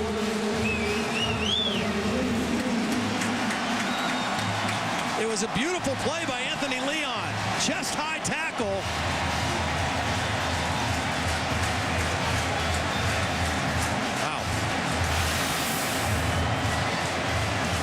But nonetheless, the second half defense of Arkansas this year has been phenomenal over the last 6 weeks. We're down to a one-possession game.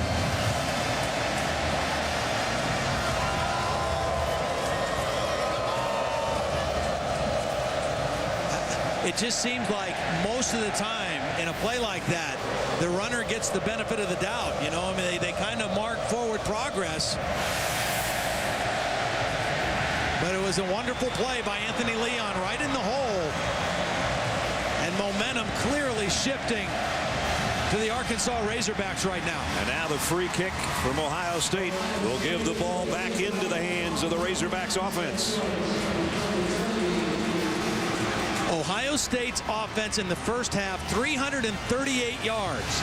In the second half, so far, only 50 yards now. And they just gave up 2 points. Buchanan with the free kick on the punt from the 20-yard line. Joe Adams is back deep.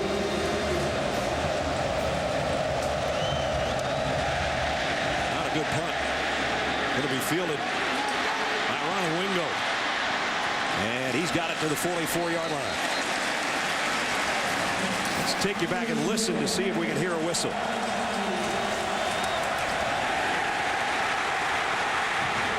Nothing.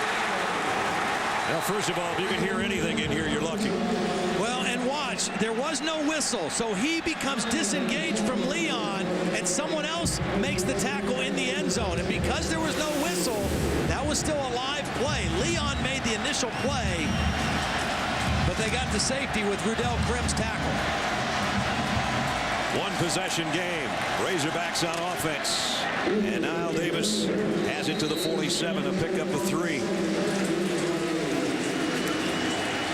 And what an opportunity for Arkansas here. In their 2 losses, the fourth quarter was their undoing. And in the Alabama loss, they were winning by 3 and ended up losing 24-20. In the Auburn loss, they were losing by 2 to start the fourth quarter and ended up getting blown out by a final score of 65-43. Here they are in the Sugar Bowl with a chance to win the biggest game of the year in the fourth quarter. DJ Williams, the tight end, in motion. On second down and 6, Mallett had it batted in the air, but he still got it to Jarius Wright. Right, down the sideline, out of bounds. And it was Brian Roll again, very uncharacteristically, with the missed tackle for Ohio State. Nice job by Wright, keeping his concentration on the tipped ball, but watch number 36, Brian Roll, miss the tackle. Normally, the most sure tackler on this team misses the tackle, and Jarius Wright turns it into not only a first down, but a huge gain inside the Ohio State 30. Pickup of 24, down to the 28. That pass actually hit John Simon right underneath his arm, but it skipped out, and Wright made a nice adjustment to stay with it. Arkansas takes a timeout. 10:28 remaining in the fourth quarter of the Sugar Bowl.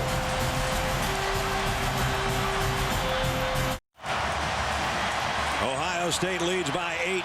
10:31 remaining in the fourth quarter of the All-State Sugar Bowl. ESPN's your NBA destination tomorrow night. Kobe Bryant and the Lakers will be in Phoenix. They'll take on Steve Nash and the Suns. Coverage starts 10:30 Eastern, 7:30 Pacific. Also available online at ESPN3.com and on your phone. First and 10, Niall Davis on the right side, maybe got a yard. Ross Holman made the tackle.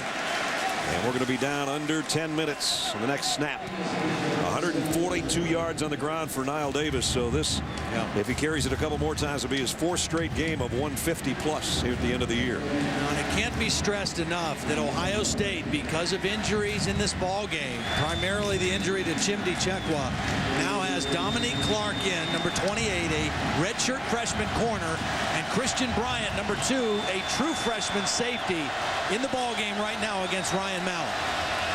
2nd down and 9.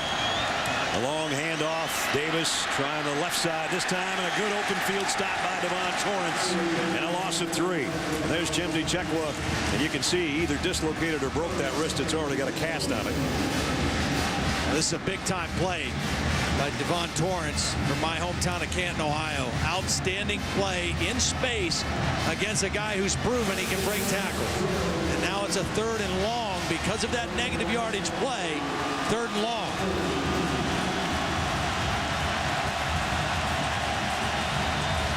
Ryan Mallett has a look. Cameron Hayward is on the inside right now, not on the outside. He's rushing over the right guard.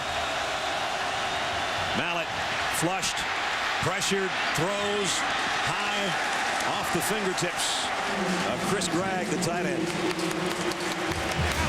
This would be about a 47 or 48-yard field goal attempt, but that's the group that's coming out of the field. Zach Hocker, his career long is 51. This will be a 47-yard attempt. He's hit his previous 2. Again, Arkansas trying to inch closer. The kick on the way, and it's good. They have inched closer. 31-26. The gap is closing. Jim Tressel saying, "Atta baby," because they didn't give up a touchdown.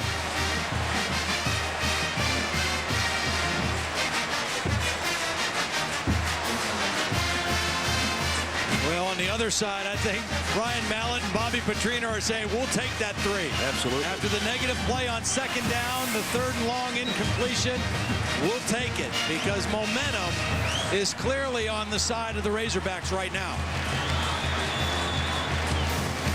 Terrell Pryor, the game they lost this year up in Madison. They were trailing 21-10 in the 4th quarter, made a furious comeback before ultimately losing 31-18. But now an opportunity for Terrell Pryor to secure a game in the 4th quarter and to add to his legacy as a Buckeye quarterback. As you saw those numbers, he was brilliant in the first half and almost non-existent so far in the second. We've still got almost 9 minutes to play in what is now a 5-point game. Tejada to kick. That's Jordan Hall waiting on the other end. He'll take it a yard deep. Hall, and he's going to be met before he even gets to the 15-yard line by the swarming Razorback special team.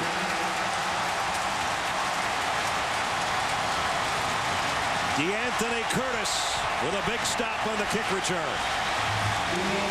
Well, John L. Smith is the special teams coach at Arkansas. Was at Michigan State for a long time. Very familiar with the Ohio State Buckeyes. And his coverage units have been outstanding tonight. And, of course, John L. was at Louisville before Bobby Petrino, and thus the connection between those two. And now it's starting to get loud in the Big Easy. There's John L. Ohio State, the ball at their own 14-yard line. And you always have to respect Terrell Pryor's ability to run in any situation. He will. And he almost had it stripped out of his hands by Anthony Leon. You know, over the last couple days, I watched a lot of tape of Terrell Pryor, and I also watched Arkansas against Cam Newton, and they're very similar. They're not particularly quick starting when they run the football.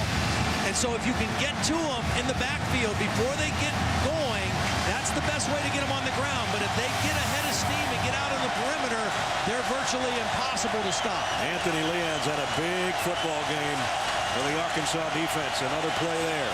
Second down, 11. Pryor waiting. Now flushed. He'll take off with it.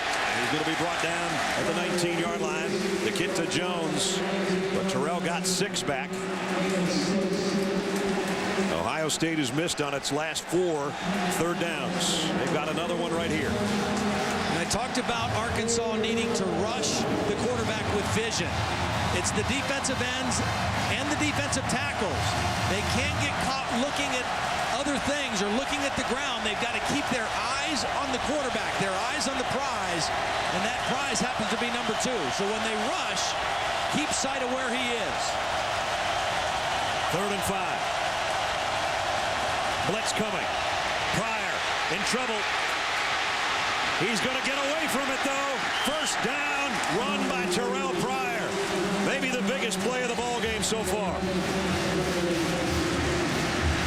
Well, Tanarius Wright is going to come on the outside. Number 43 is going to get there, and he's just going to get to the outside. Tanarius Wright is chasing, but the guy that lost contain was on the other side. Colton Miles Nash, number 90, came too far inside, and that enabled Terrell Pryor to get to the corner. Heron met in the hole, no gain. Terrell Pryor got 9 yards on that 3rd and 5 to keep it going and keep the clock ticking. The scoreboard's in Ohio State's favor, but the momentum is on the side of Arkansas. Will he get another chance to get his hands on it? Brian Mallett, that is. He sure hopes so. 2 minutes. Ohio State's taken off the clock so far, though. Play fake. Pryor rolling left. Again in trouble. Lofts one out of bounds. Just threw it away. Back in November, when Ohio State beat Iowa 20-17, Terrell Pryor led him on a 76-yard drive, but it was this play on 4th and 10 at the 50 when he scrambled for 14 yards to keep the drive alive. That's the thing that makes him so dangerous, is his ability to run and extend the play. When you think you have him defended, you got to get him on the ground. Another 3rd down. 3rd and 10. Movement on the line. Pryor throws complete. Again, penalty markers all over the place. Well, there was movement by Ohio State on the right side and movement by Arkansas on the left. Lost guard in the 76 offense. 5 yards, still 3rd down. Shugarts is the guy that moved offensively. The difference is the defensive guy is able to jump and get back. The offensive guy doesn't have that luxury, and Shugarts gets blown for the penalty. Tanarius Wright's the guy that almost made contact jumping in, but he got back. And there's the motion by number 76. You could maybe even argue that he was drawn off by the movement of Jake Beckett also. Yeah. I think that's what Jim Tressel's asking. Didn't our guy move in response to number 91? Regardless, now it's 3rd and long. Should be 3rd and 15 now for Terrell Pryor.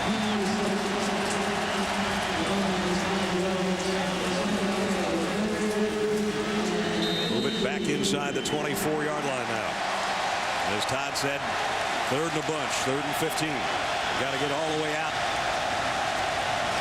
to the 39-yard line for a first down.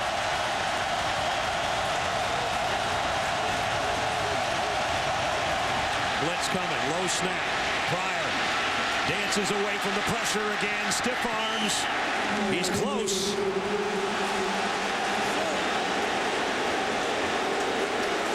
Maybe a yard short. It's hard to tell. It's right in front of the Arkansas bench. He got a pretty good spot. Something happened weird on this snap. I don't know if it was tipped. I don't know if it hit a player. But the timing of the play was disrupted from the very beginning. Watch this snap again to Terrell Pryor. The center hit himself in the butt. Yep. The ball rolled back to Pryor, so he never even had a chance to read the play and tried to make it happen as a runner and came up about a yard short, it looks like. They'll bring the chains all the way from the other side. Looks like it's a couple of feet short. Unbelievable effort by Terrell Pryor. 3rd and 15, busted play, and he almost picks it up on just a scramble play. There's the difference. Now it's decision time.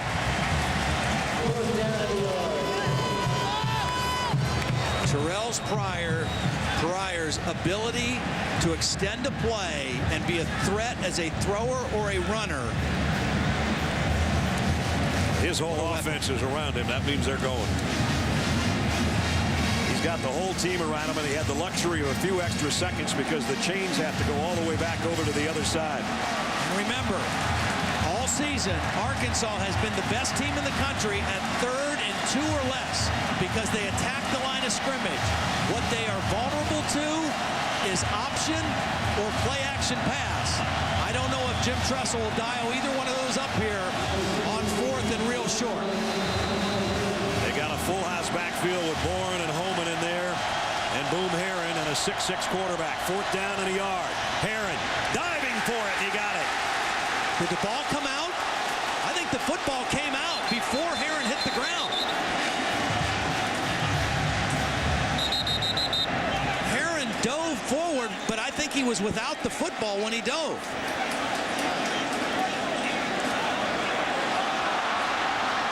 Even if Ohio State recovered, I think they're going to be short of the 1st down because the ball was out. That's the key right there. 4th down, however, the ball was recovered behind the spot of the fumble, so the ball will be placed there. We will measure to determine whether it's a 1st down. There you go, Todd. You call it. So Arkansas is thinking, Jim Tressel is saying, how about the spot? Here's another look. There goes the ball. The ball's knocked out by Tremaine Thomas, the safety. As Herron is in the air, the ball is knocked out and knocked back a little bit. And so even if Ohio State recovered, it looks like they lost yardage on the play. I don't think this is as close as it was before the last snap. I am not sure it is either. Here it is again. Tremaine Thomas gets his hands on the ball. Rudell Krim got penetration, and it all depends on the measurement. Arkansas football.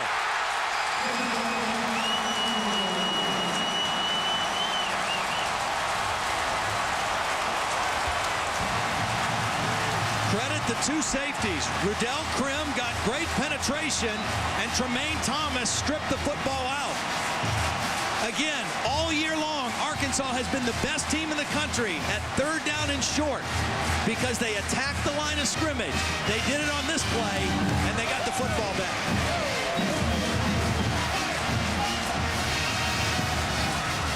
Watch them attack. Look at all those guys around the line of scrimmage. They attack the line of scrimmage. Tremaine Thomas strips it out. Herron would have easily had the 1st down if he holds on to the football. Instead, it's Arkansas at the 38 with a toss to Davis. Now Davis, nice cut back inside the 35. There's a penalty. I think they held Cameron Hayward. I think they're going to get Wade Grayson. Holding number 71. 10 yards from the previous spot. Still 1st down. 5:50 remaining. Arkansas trailing by 5. Well, here it is. Wade Grayson, number 71, is going to try to block out on Cameron Hayward. And he's in position. He just can't get his hands outside. He's got to keep those hands inside. And Cameron Hayward does a nice job drawing the penalty. That's a clear hold. That's about the only way they've been able to stop him tonight. First penalty of the half against Arkansas. Ronnie Wingo comes in as an extra receiver. There'll be 5 of them for Ryan Mallett, who pump fakes and comes back across the middle and almost intercepted by Ross Holman. Ryan Mallett has done a poor job of making completions tonight when he's had to step up in the pocket.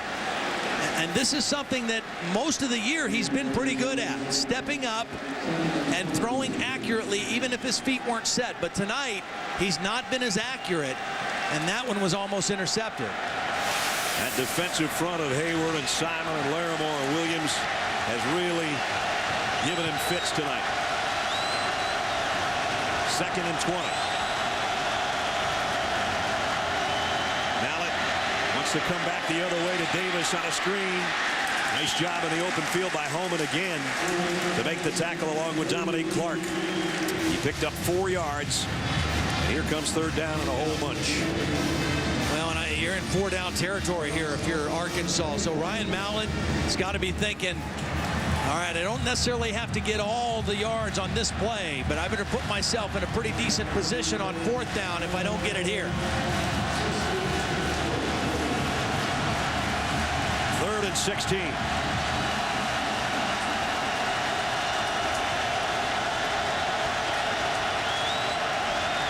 Mallett throws across the middle and another drop pass. Lance Ray, that's the 5th drop ball tonight. See, now I think you have to punt.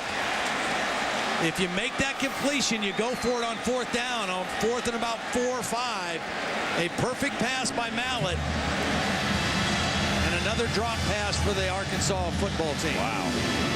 Hit him right between the 8 and the 2. Breeding to punt.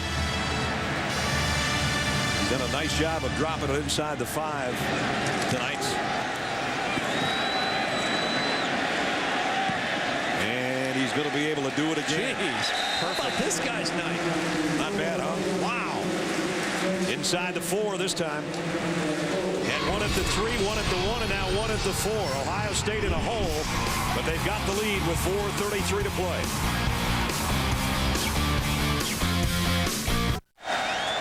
Reminder, stay tuned after the game for the Ford BCS postgame show. And a reminder, fans, to log on to bcstailgate.com for your chance to win the ultimate tailgate F-150. After that wraps up, tune over to ESPNU for the postgame press conferences. 3rd start inside its own 5 for Ohio State tonight. Herron ran through a hole, and he's holding on to the football this time, all the way out to the 21, maybe the 22.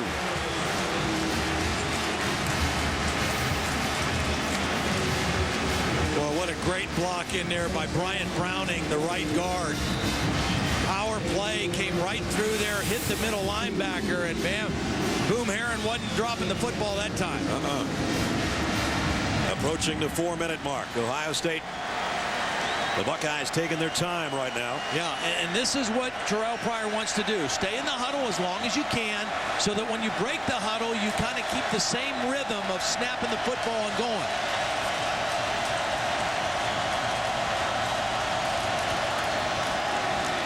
Herron again. Net at the line of scrimmage. Maybe eked a yard out of the deal. Jake Beckett made the stop. Now, if you're an offensive team right now, you want to use clock the best that you can, but you don't want to lose your edge. You don't want to lose your toughness or your timing as an offense. So you take your time before you call the play, take your time in the huddle, and then when you break the huddle, you come up there and you kind of snap it with the same rhythm so your linemen aren't sitting in a stance for too long because you still want them to be able to come off the football. You still need 1st downs. 2nd and 9. Play fake. This is a keep all the way on the run for Pryor. And he slides forward. Maybe didn't quite get it. Well, he did one thing really good, and that was stay in bounds. He didn't get out of bounds. He didn't get the spot for the 1st down, I don't think, but he did stay in bounds. He's got 114 yards on the ground tonight. Nobody on the Ohio State sideline liked the spot.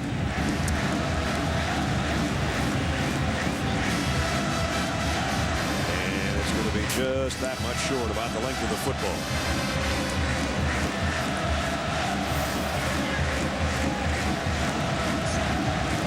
That's where he's going down, and his knee touched. Yeah, Tremaine Thomas was able to trip him up at the last point. It looked like he was going to easily make the 1st down, and Tremaine Thomas tripped him up. And he went down just short of the 1st down marker. So 3rd down and inches with 3 minutes exactly remaining in the ball game.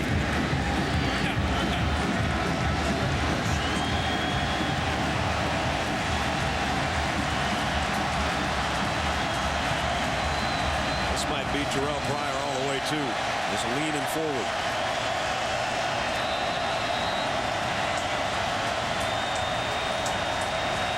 Again, letting that clock wind down. Now Now he comes up under center. Pryor. He got it.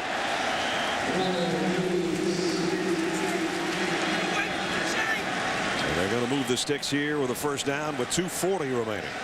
Remember, Arkansas had to use one of their timeouts early here in the fourth quarter when they were on offense.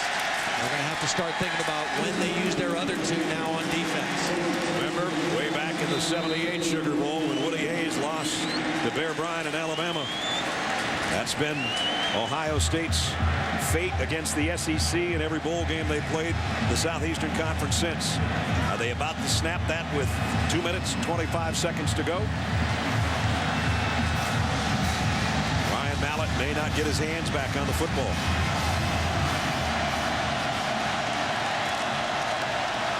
Herron.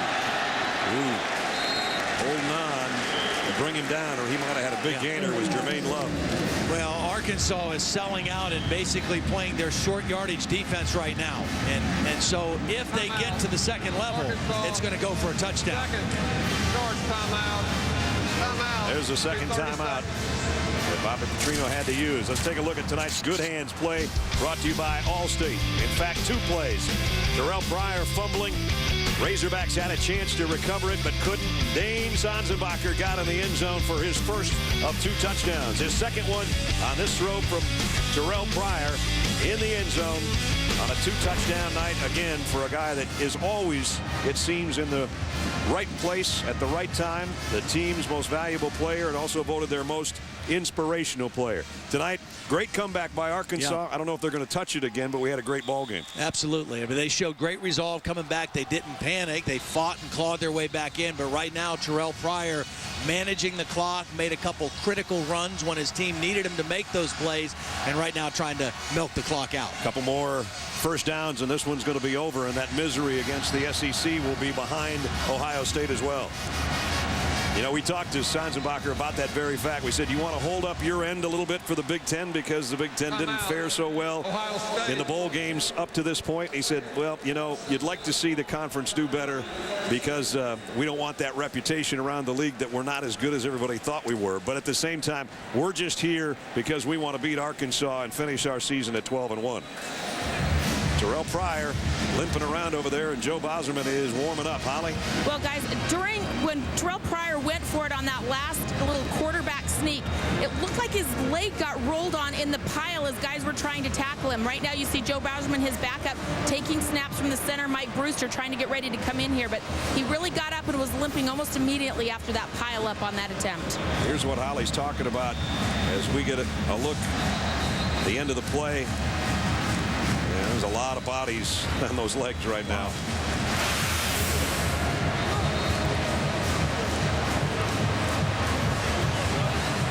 And he's trying to come back out there. Well, Bauserman's in here for this play. The first thing he has to do is a good thing he took some snaps on the sideline. He's got to make sure he gets the snap. If nothing else, get the snap and take a knee if you have any question or any problem.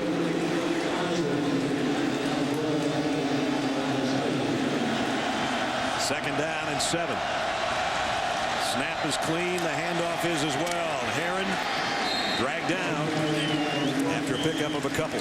Jermaine Thomas made the hit. And I think Arkansas just took their last timeout. Arkansas. 2 minutes remaining. And the final timeout taken by the Razorbacks. Well, next Monday, it's for all the Tostitos. Number 1 Auburn, number 2 Oregon in the BCS National Championship game on ESPN. Coverage starts 8 o'clock Eastern, 5 Pacific. Game's also available on ESPN Radio, online at ESPN3.com, ESPN 3D, and on your phone. We're talking about Cam Newton and other guys that have won a Heisman Trophy and a national title in the same season. Tony Dorsett, Charlie Ward, Danny Werfel, Charles Woodson, Matt Leinart, and Mark Ingram. 2 minutes remaining. I don't know what the extent of Terrell Pryor's ankle situation is, but this would be the perfect time for an option conversion or a naked bootleg or something with him keeping the football because of the way Arkansas has been playing these short yardage situations. They're almost in a goal line defense. They're going to attack the line of scrimmage and expect the run to come inside to Heron. I think Pryor could get to the edge pretty easily. They started at their own 4-6 straight runs, have moved them to the 2-minute mark. Heron will not get the first down, but the clock will continue to run. Well, I would imagine Ohio State will take a penalty here. They'll run the clock all the way down. So the play clock is at 32 right now and running. They'll take a penalty, kick the football, and Arkansas should get it with about a minute and something left. Minute and some change, and no timeouts.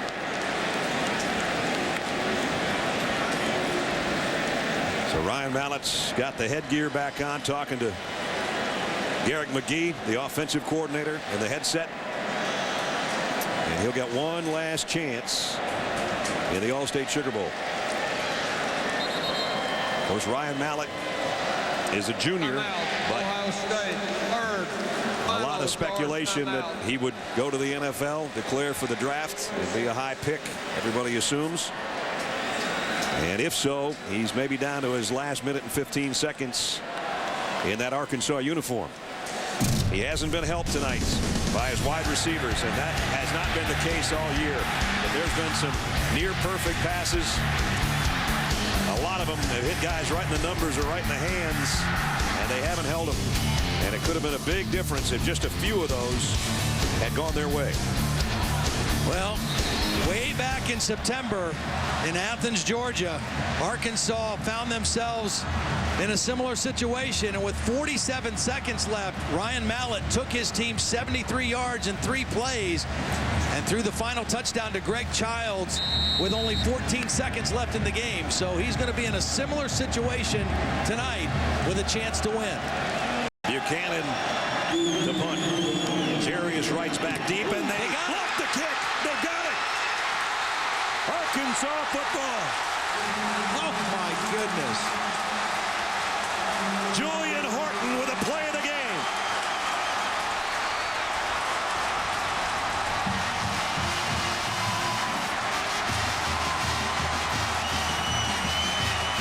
He came right up the middle.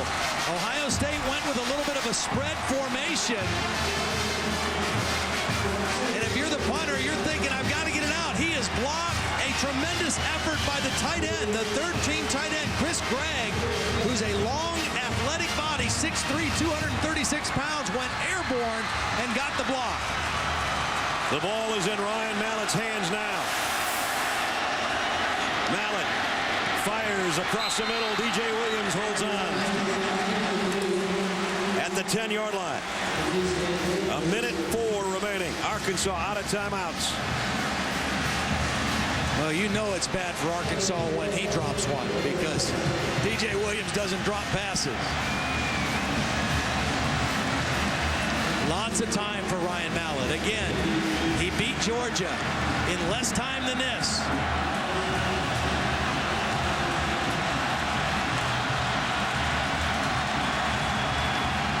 Second and 10 at the 18. Here comes a blitz. Has to throw in a hurry. It's picked off. That'll do it.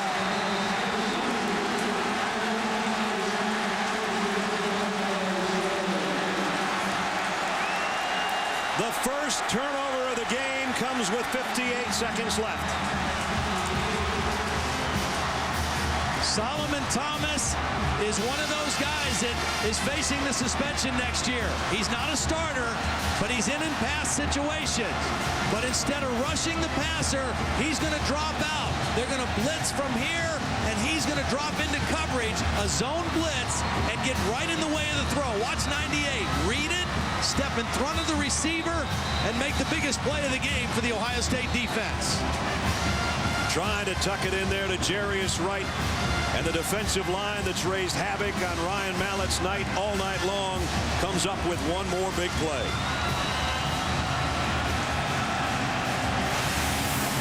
And now all Terrell Pryor has to do is take a knee.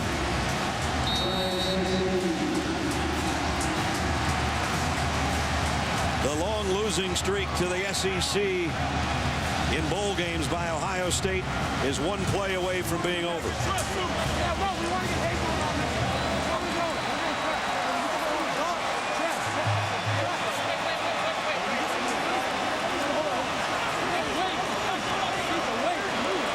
So with only one blemish on their record this year, it's going to stay that way. The Buckeyes will end up 12-1. And let the celebration in New Orleans begin for Ohio State. Another BCS win for Jim Tressel. A heck of an all-state Sugar Bowl. Well done by both teams.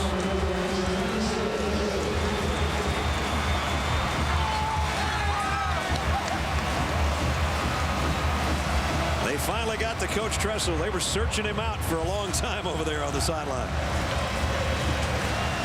Let's check in with Holly. Well, Coach, they were slow on the Gatorade, but they weren't slow getting this game started. How did the momentum you picked up in that first half with both the big passing plays and the running plays help you? You know, we played a great team. Arkansas is a great football team, and our kids fought and fought. We had so many injuries on defense, and you know, I couldn't be proud of these seniors. They're unbelievable.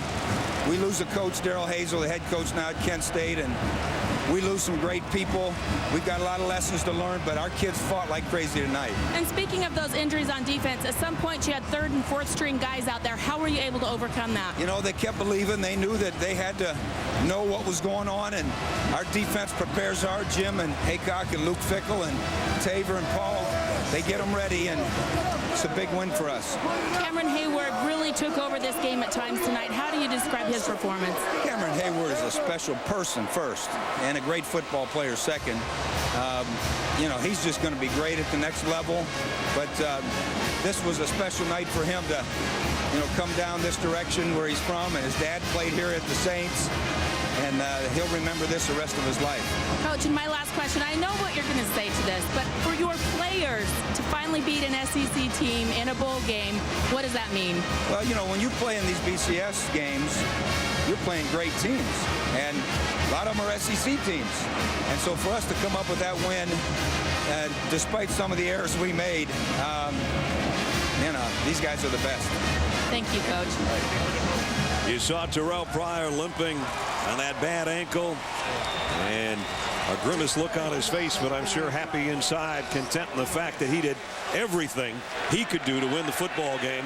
And I'm sure he might end up being the most valuable player in this ball game tonight. But I tell you what, if I had to pick four guys, I'd take the defensive line of Ohio State tonight, led by Cameron Hayward, and give them some kind of prize as well. There's their defensive coordinator and the guy that made the play of the game with the interception that ended it.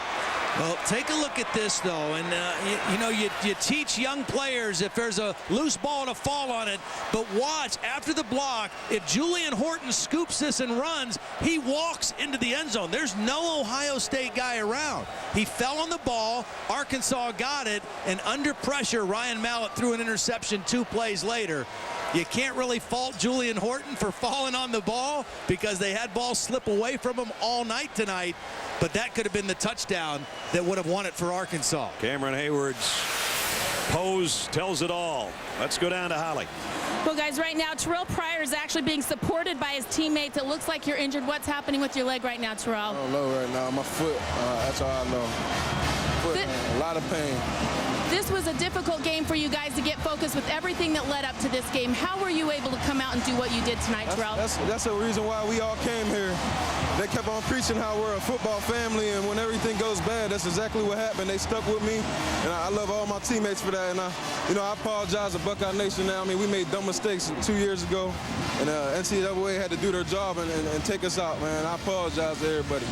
How nervous were you when that punt just got blocked, though, that this game was not over? I was very nervous. I mean, with a great quarterback like Ryan Mallett, man, our defense is great too. But I mean, they had all the momentum in the world, and Brian Rule always comes up with a big play, man. And I just love my teammates, man. I know Coach asked you guys to make a commitment if you played in this bowl game to come back next season. Will we see you next season, Terrell? All right. All right. Go get some help on that leg. Thank you very much. So Terrell Pryor, another big night, much like the Rose Bowl last year. And and a happy group of Buckeyes. They are the All-State Sugar Bowl champions for 2011, 31-26. Stay tuned for the Ford BCS postgame show coming up next. The Ford BCS postgame show is brought to you by the new 2011 Ford F-150. Built Ford Tough.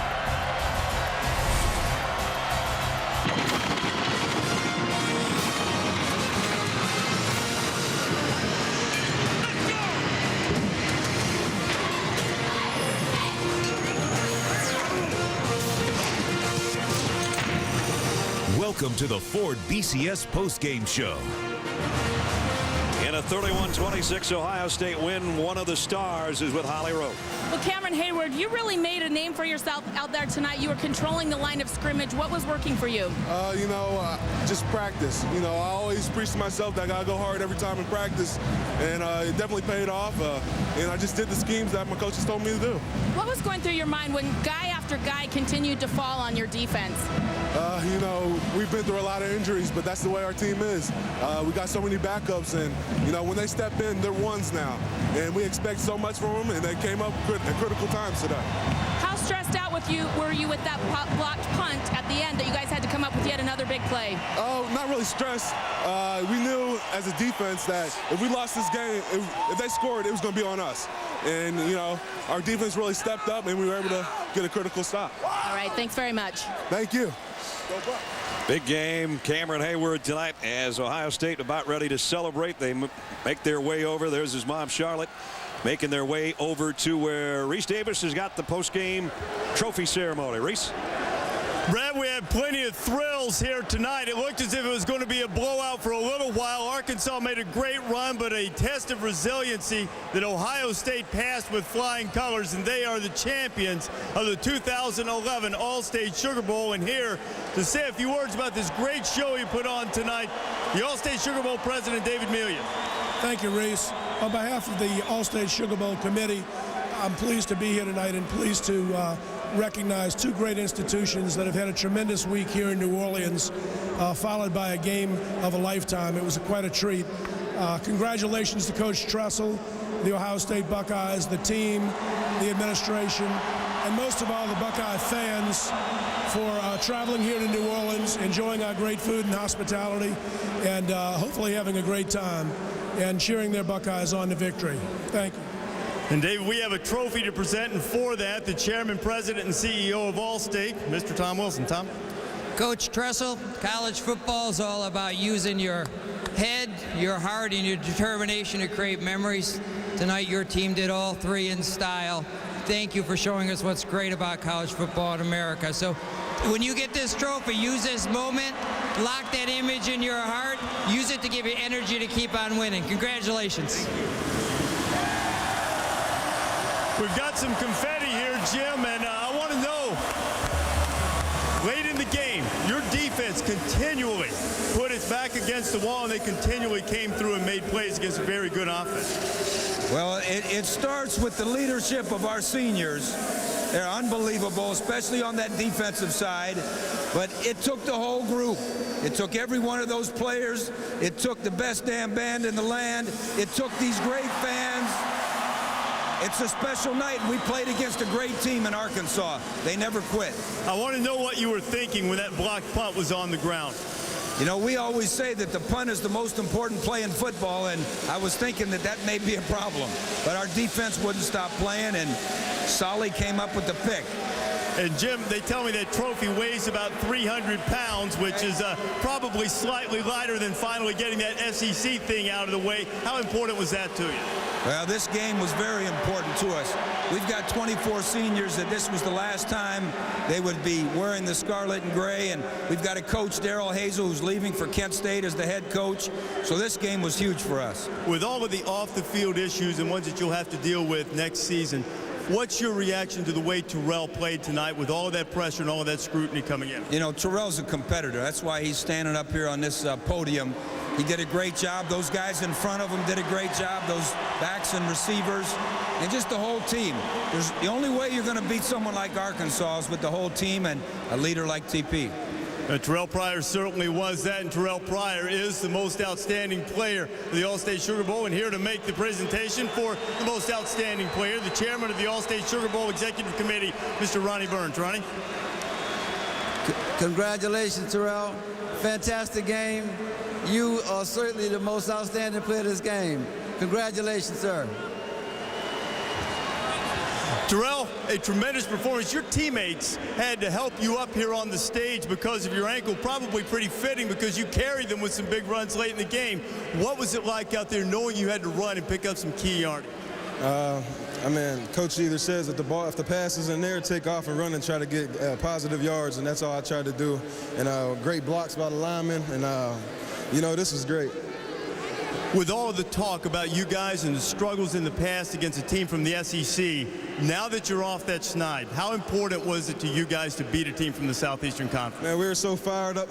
First of all, my hat's off to the Razorback fans. They're good fans, and a great team we play here. And we're just real fortunate to get off with this win. Great defense, and the defense won this game. Given the controversy and the admitted mistakes that you made, how important was it to you personally to come out and have a performance like you had tonight? Personally, to all the Buckeye fans, all 5 of us, we're very sorry. And we did this not only for the seniors and the guys on the team, but we did this all for you. I apologize, and I'm sorry. Go Bucks. And the Bucks did go. Terrell Pryor, the most outstanding player of the All-State Sugar Bowl. Ohio State, the victors as they take care of Arkansas, Brad. Great night for the Buckeyes. 31-26, the final. The celebration will continue. We'll have our final thoughts from New Orleans when we come back to the Superdome right after this. The Ford BCS postgame show is brought to you by the new 2011 Ford F-150. Built Ford tough.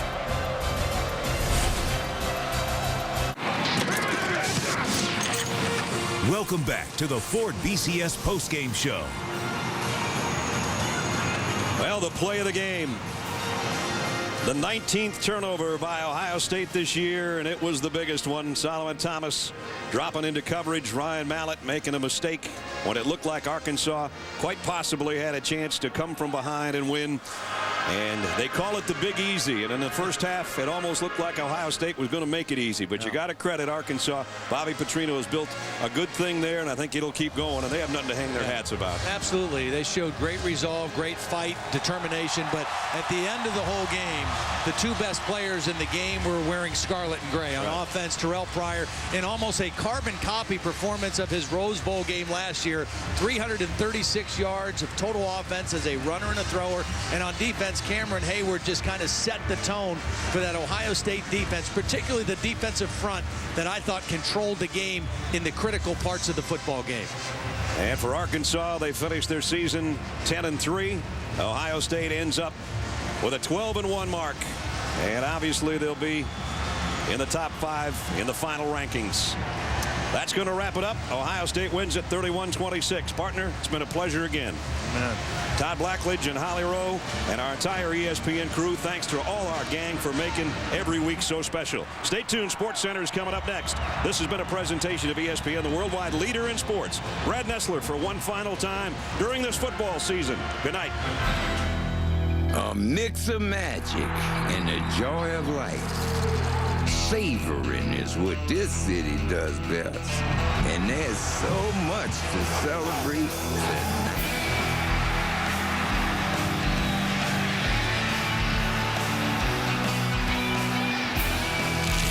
New Orleans is a song that's always being written.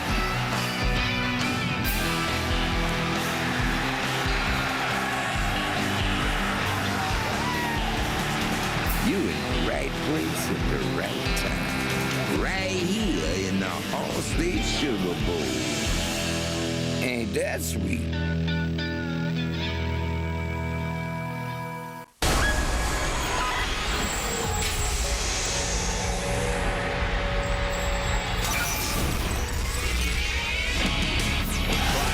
Loads and fires deep. Got it! And the Buckeyes are in business again. This is Sports Center. Nothing easy in New Orleans. The Buckeyes jump out early, but the Razorbacks battle back. They just couldn't pick up the bouncing ball. Rich Rod's still a Michigan man, but for how long? And did the Ducks have the talent to contain number 2 in blue, Cam Newton? I'm just trying to bounce back after getting pulled last week for Brunel. Mark Sanchez not serious, but how serious is his aching shoulder? Cable's out in Oakland. What now for Raider Nation? And the big bad Spurs slammed in New York. In Miami, the Heat ride D-Wade. In L.A., all eyes on Kobe. Sports Center now.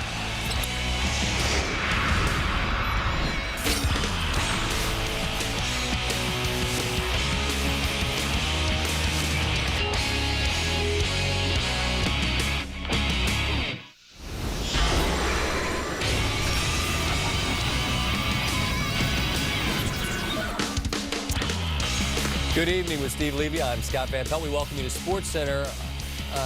There's an NBA coach. His team hadn't lost a lot of games. All right, it's the Spurs. He was irate. He was irate in New York City tonight. Yeah. We'll show you why. But we begin in New Orleans with Ohio State and Arkansas. And as if the Big Ten hadn't had enough problems this bowl season, the Buckeyes 0-9 all-time against the SEC in bowl games. Arkansas, their opponent in tonight's All-State Sugar Bowl. Ohio State figures to be plenty challenged the first 5 games of next season. So could they take care of business the final game of this season? Terrell Pryor, one of the Ohio State players that will be suspended here. Pryor scrambling, bounce up the ball, fumbled though. Knocked away from him. Arkansas players all over it, but they can't recover, and Dane Sanzenbacher can. A wild and crazy play to start the scoring in what was a wild and crazy game. Check it out again. Arkansas everywhere except where it counts, in the end zone where Sanzenbacher was. Ohio State a 7-0 lead. Here comes Arkansas. Ryan Mallett to D.J. Williams. Rolls off his tackler, keeps his feet, and runs in for the touchdown. We're tied, right? Well, hang on a second. The play would be under review. Check it again. The officials are going to rule that Williams' wrist made contact with the ground right there. He's ruled down at the 17. Wrist? That's what it says, the wrist. Arkansas, their next play. Here's Mallett for Joe Adams. Well, he caught that. He didn't catch them all, Adams, but he catches that one. Beautiful throw, great catch. We are, in fact, tied at 7. Ohio State. Pryor's going to hand it off to Dan Herron. He's one of the suspended 5 as well. Untouched up the middle. Touchdown. Buckeyes lead 14-7. Ohio State driving in the second quarter. This is 3rd and 8. Pryor, end zone. And Sanzenbacher, a more conventional touchdown for him. Still a great grab. Sanzenbacher able to hang on. Now on the sideline, Pryor and Coach Tressel have a chest bump, or as Todd Blackledge would call it, a vest bump.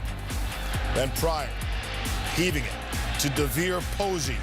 How's that ball? How's that concentration and catch? Touchdown. Posey, yes, he's also one of the 5 to be suspended Ohio State football players. Ohio State rolling up 28-7. Arkansas trailing 31-13. This is your ball game in the 3rd quarter. Mallett going to lead them back. Jarius Wright. Talk about dropping a dime for a 22-yard touchdown. Now, Arkansas wants to go for 2. Lots of controversy over this decision in the newsroom. It's just not the right time. Mallett, get it. To D.J. Williams. Great exactly decision. The right Great time. Call. Way to go. Razorbacks trail by 10 before the 4th. Ryan Mallett trying to rally his troops. Here's Herron. Gets the handoff. But Anthony Leon stuffs him at the line, and then Herron is dragged down in the end zone. Let's get the universal signal. Where's my safety signal? There, the safety signal.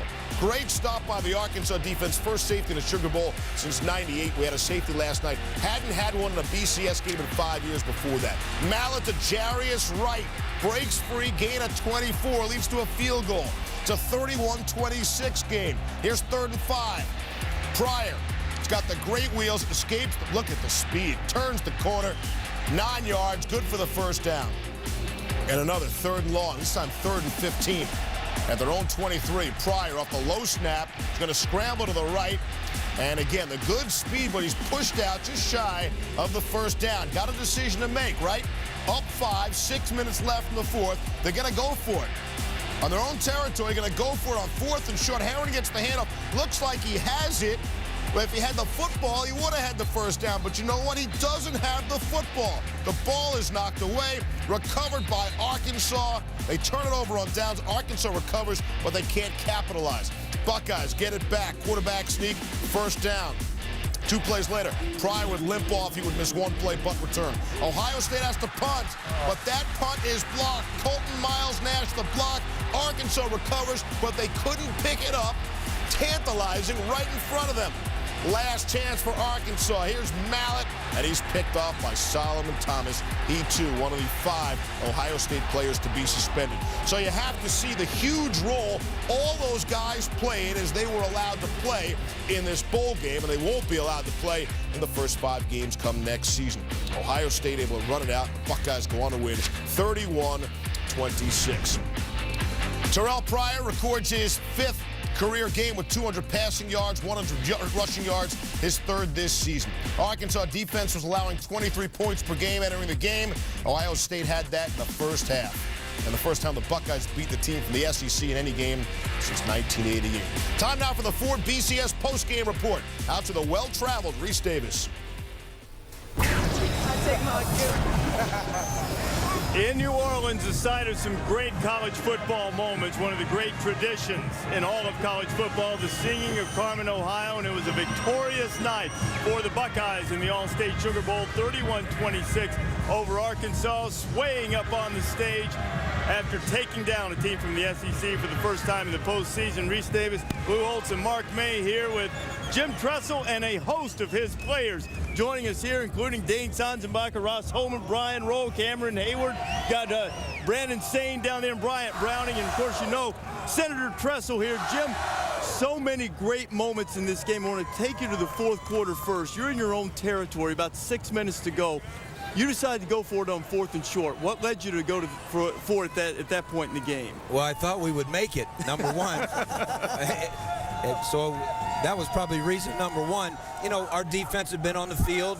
You know, we got banged up and we lost 2 or 3 guys in the course of the game. And we just thought that, you know, if you're going to be a Sugar Bowl champion, you ought to be able to make a half a yard. And, you know, we made it, but we fumbled. But the guys didn't stop playing. And this group of guys right here, these 6 captains are unbelievable. They've won 44 games in their career here. And what they did from a leadership standpoint is unbelievable. You know, when you look at that play in the 4th quarter, the blocked punt, and the captains that you talk about with the leadership, I think one of the questions going into this game was, given what had happened off the field, if things started going wrong, how would your team react? How would you assess the way they reacted when things started going wrong in the second half? You don't ever have to worry about an Ohio State team reacting the wrong way. They have a lot of pride in who they are. They have a lot of belief in one another, and you know, they're always together. And you know, it's special to be around them. And this was a great night for them. And we've got 24 seniors and 1 coach that won't be with us anymore. And this was important for those guys. Dane, you scored a couple of touchdowns. The first one, take me through what happened. There was a fumble that got loose in the end zone. It looked for all the world as if Arkansas had it recovered. How did you wind up with the ball? Well, first of all, let me say, Dr. Lou, it's a pleasure to share a stage with you. Thank you. What about Mark and me? One of my favorites on TV, no offense, guys. Well, you're one of my favorite But yeah, players. the fumble, that's just one of those things where it's better to be lucky than good. Rallying around the ball, right place, right time. Brian, when you guys were up against it, block punt, they're right down there on the doorstep trying to go to win the game. What was going through the defense's mind? Well, the coach called all-out blitz, so in our mind, we think we got to get after him. I know if we rattle Mallet, he'll throw an interception. And luckily on that play, we went all-out blitz, and we were able to get the interception with Solomon Thomas. I want to know what makes this guy over here such a great coach. I want to know why. The guy, he mentioned y'all won 44, but his leadership, I've seen his manual, I've seen his teams at Youngstown State. The guy does nothing but win.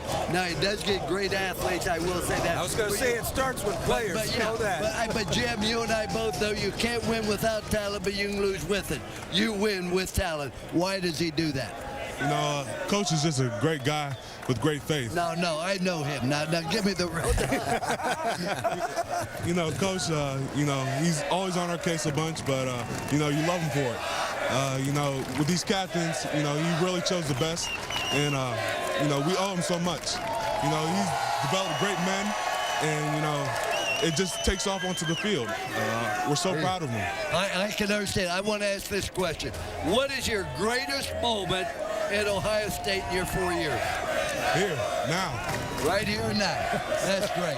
That's great. Guys, how important is it for you that this is the first time in 10 attempts to beat a team from the SEC in a bowl game? It's huge. First of all, it was big to go out with a win, being our senior years, and I think that going 12-1 this year really made a statement, and we're proud of everybody. And big fella, your quarterback got over 115 yards rushing in this football game. For you guys up front, how does that make you feel when your quarterback can get over 100 yards rushing in the game and you win the game? Well, we know with Terrell, with his talent and his speed and his determination to win, that whenever you hold up guys, give him a lane, he got the speed and the ability to make the play. And that's what we did to try to hold up guys. And you see a couple of the pass plays, just hold up protection, and he just take it downfield with his talent. And he just left it all on the field for us today. So. And one last question, Cameron. For some reason, I saw you like left side, right side, middle side. What was the deal? How come you were playing all over the place today? We lost a lot of guys, but I'm like a janitor. I can do whatever you need me to do. You cleaned up on Ryan Mallett a few times tonight, I'll tell you that for sure. Hey, Brian, we talked a lot about the SEC streak. That's over. The Big Ten had a rough day on New Year's Day. You guys sort of atoned for it. That's stuff we talk about. How important is it to players to win one for their conference? It's very huge for us and important because, people have a bad look as the Big Ten as it is, over the years, how we've lost the national championships. But, to go out today and battle against a great Arkansas team and win, even though we had a bad day on New Year's, that shows that, our conference is still, up with elite conferences like, the SEC and the Pac-10. Jim, now that you're going to go into next season, you're going to have to deal with the suspensions at the beginning. How will that impact the way you handle your team and the way you integrate those guys into practices and then back into the team once they return? I can promise you I won't be thinking about that tonight. I'm going to be thinking about some other things. What are you going to be thinking about tonight, Jim? We're going to go get on an airplane, and we're in school. I want my guys to be in school tomorrow, although most of these guys have graduated. When are you going back? Tonight. No, as soon as you let us go. They go to Bourbon Street. No Bourbon Street. No Bourbon Street. Sansenbacher. They've had enough Bourbon Street. You don't win a game like this and take them home. You go to Bourbon Street. Wait a minute. We haven't heard from Holman. Hey, what do you think about that? Now, everything's been peace and joy and love with Coach Tressel if he's sending you home tonight. So whatever the best says, best goes, man. He certainly got him in order. Whatever the best says goes. And what he said tonight was that Ohio State is the champions of the All-State Sugar Bowl. 31-26 over Arkansas. Guys, tremendous job. Congratulations on a great victory. Jim, congratulations. Great to see you. All the best. Ohio State, a winner not only for their school, their program, and for the Big Ten here in New Orleans. They get the victory against the team from the SEC, guys.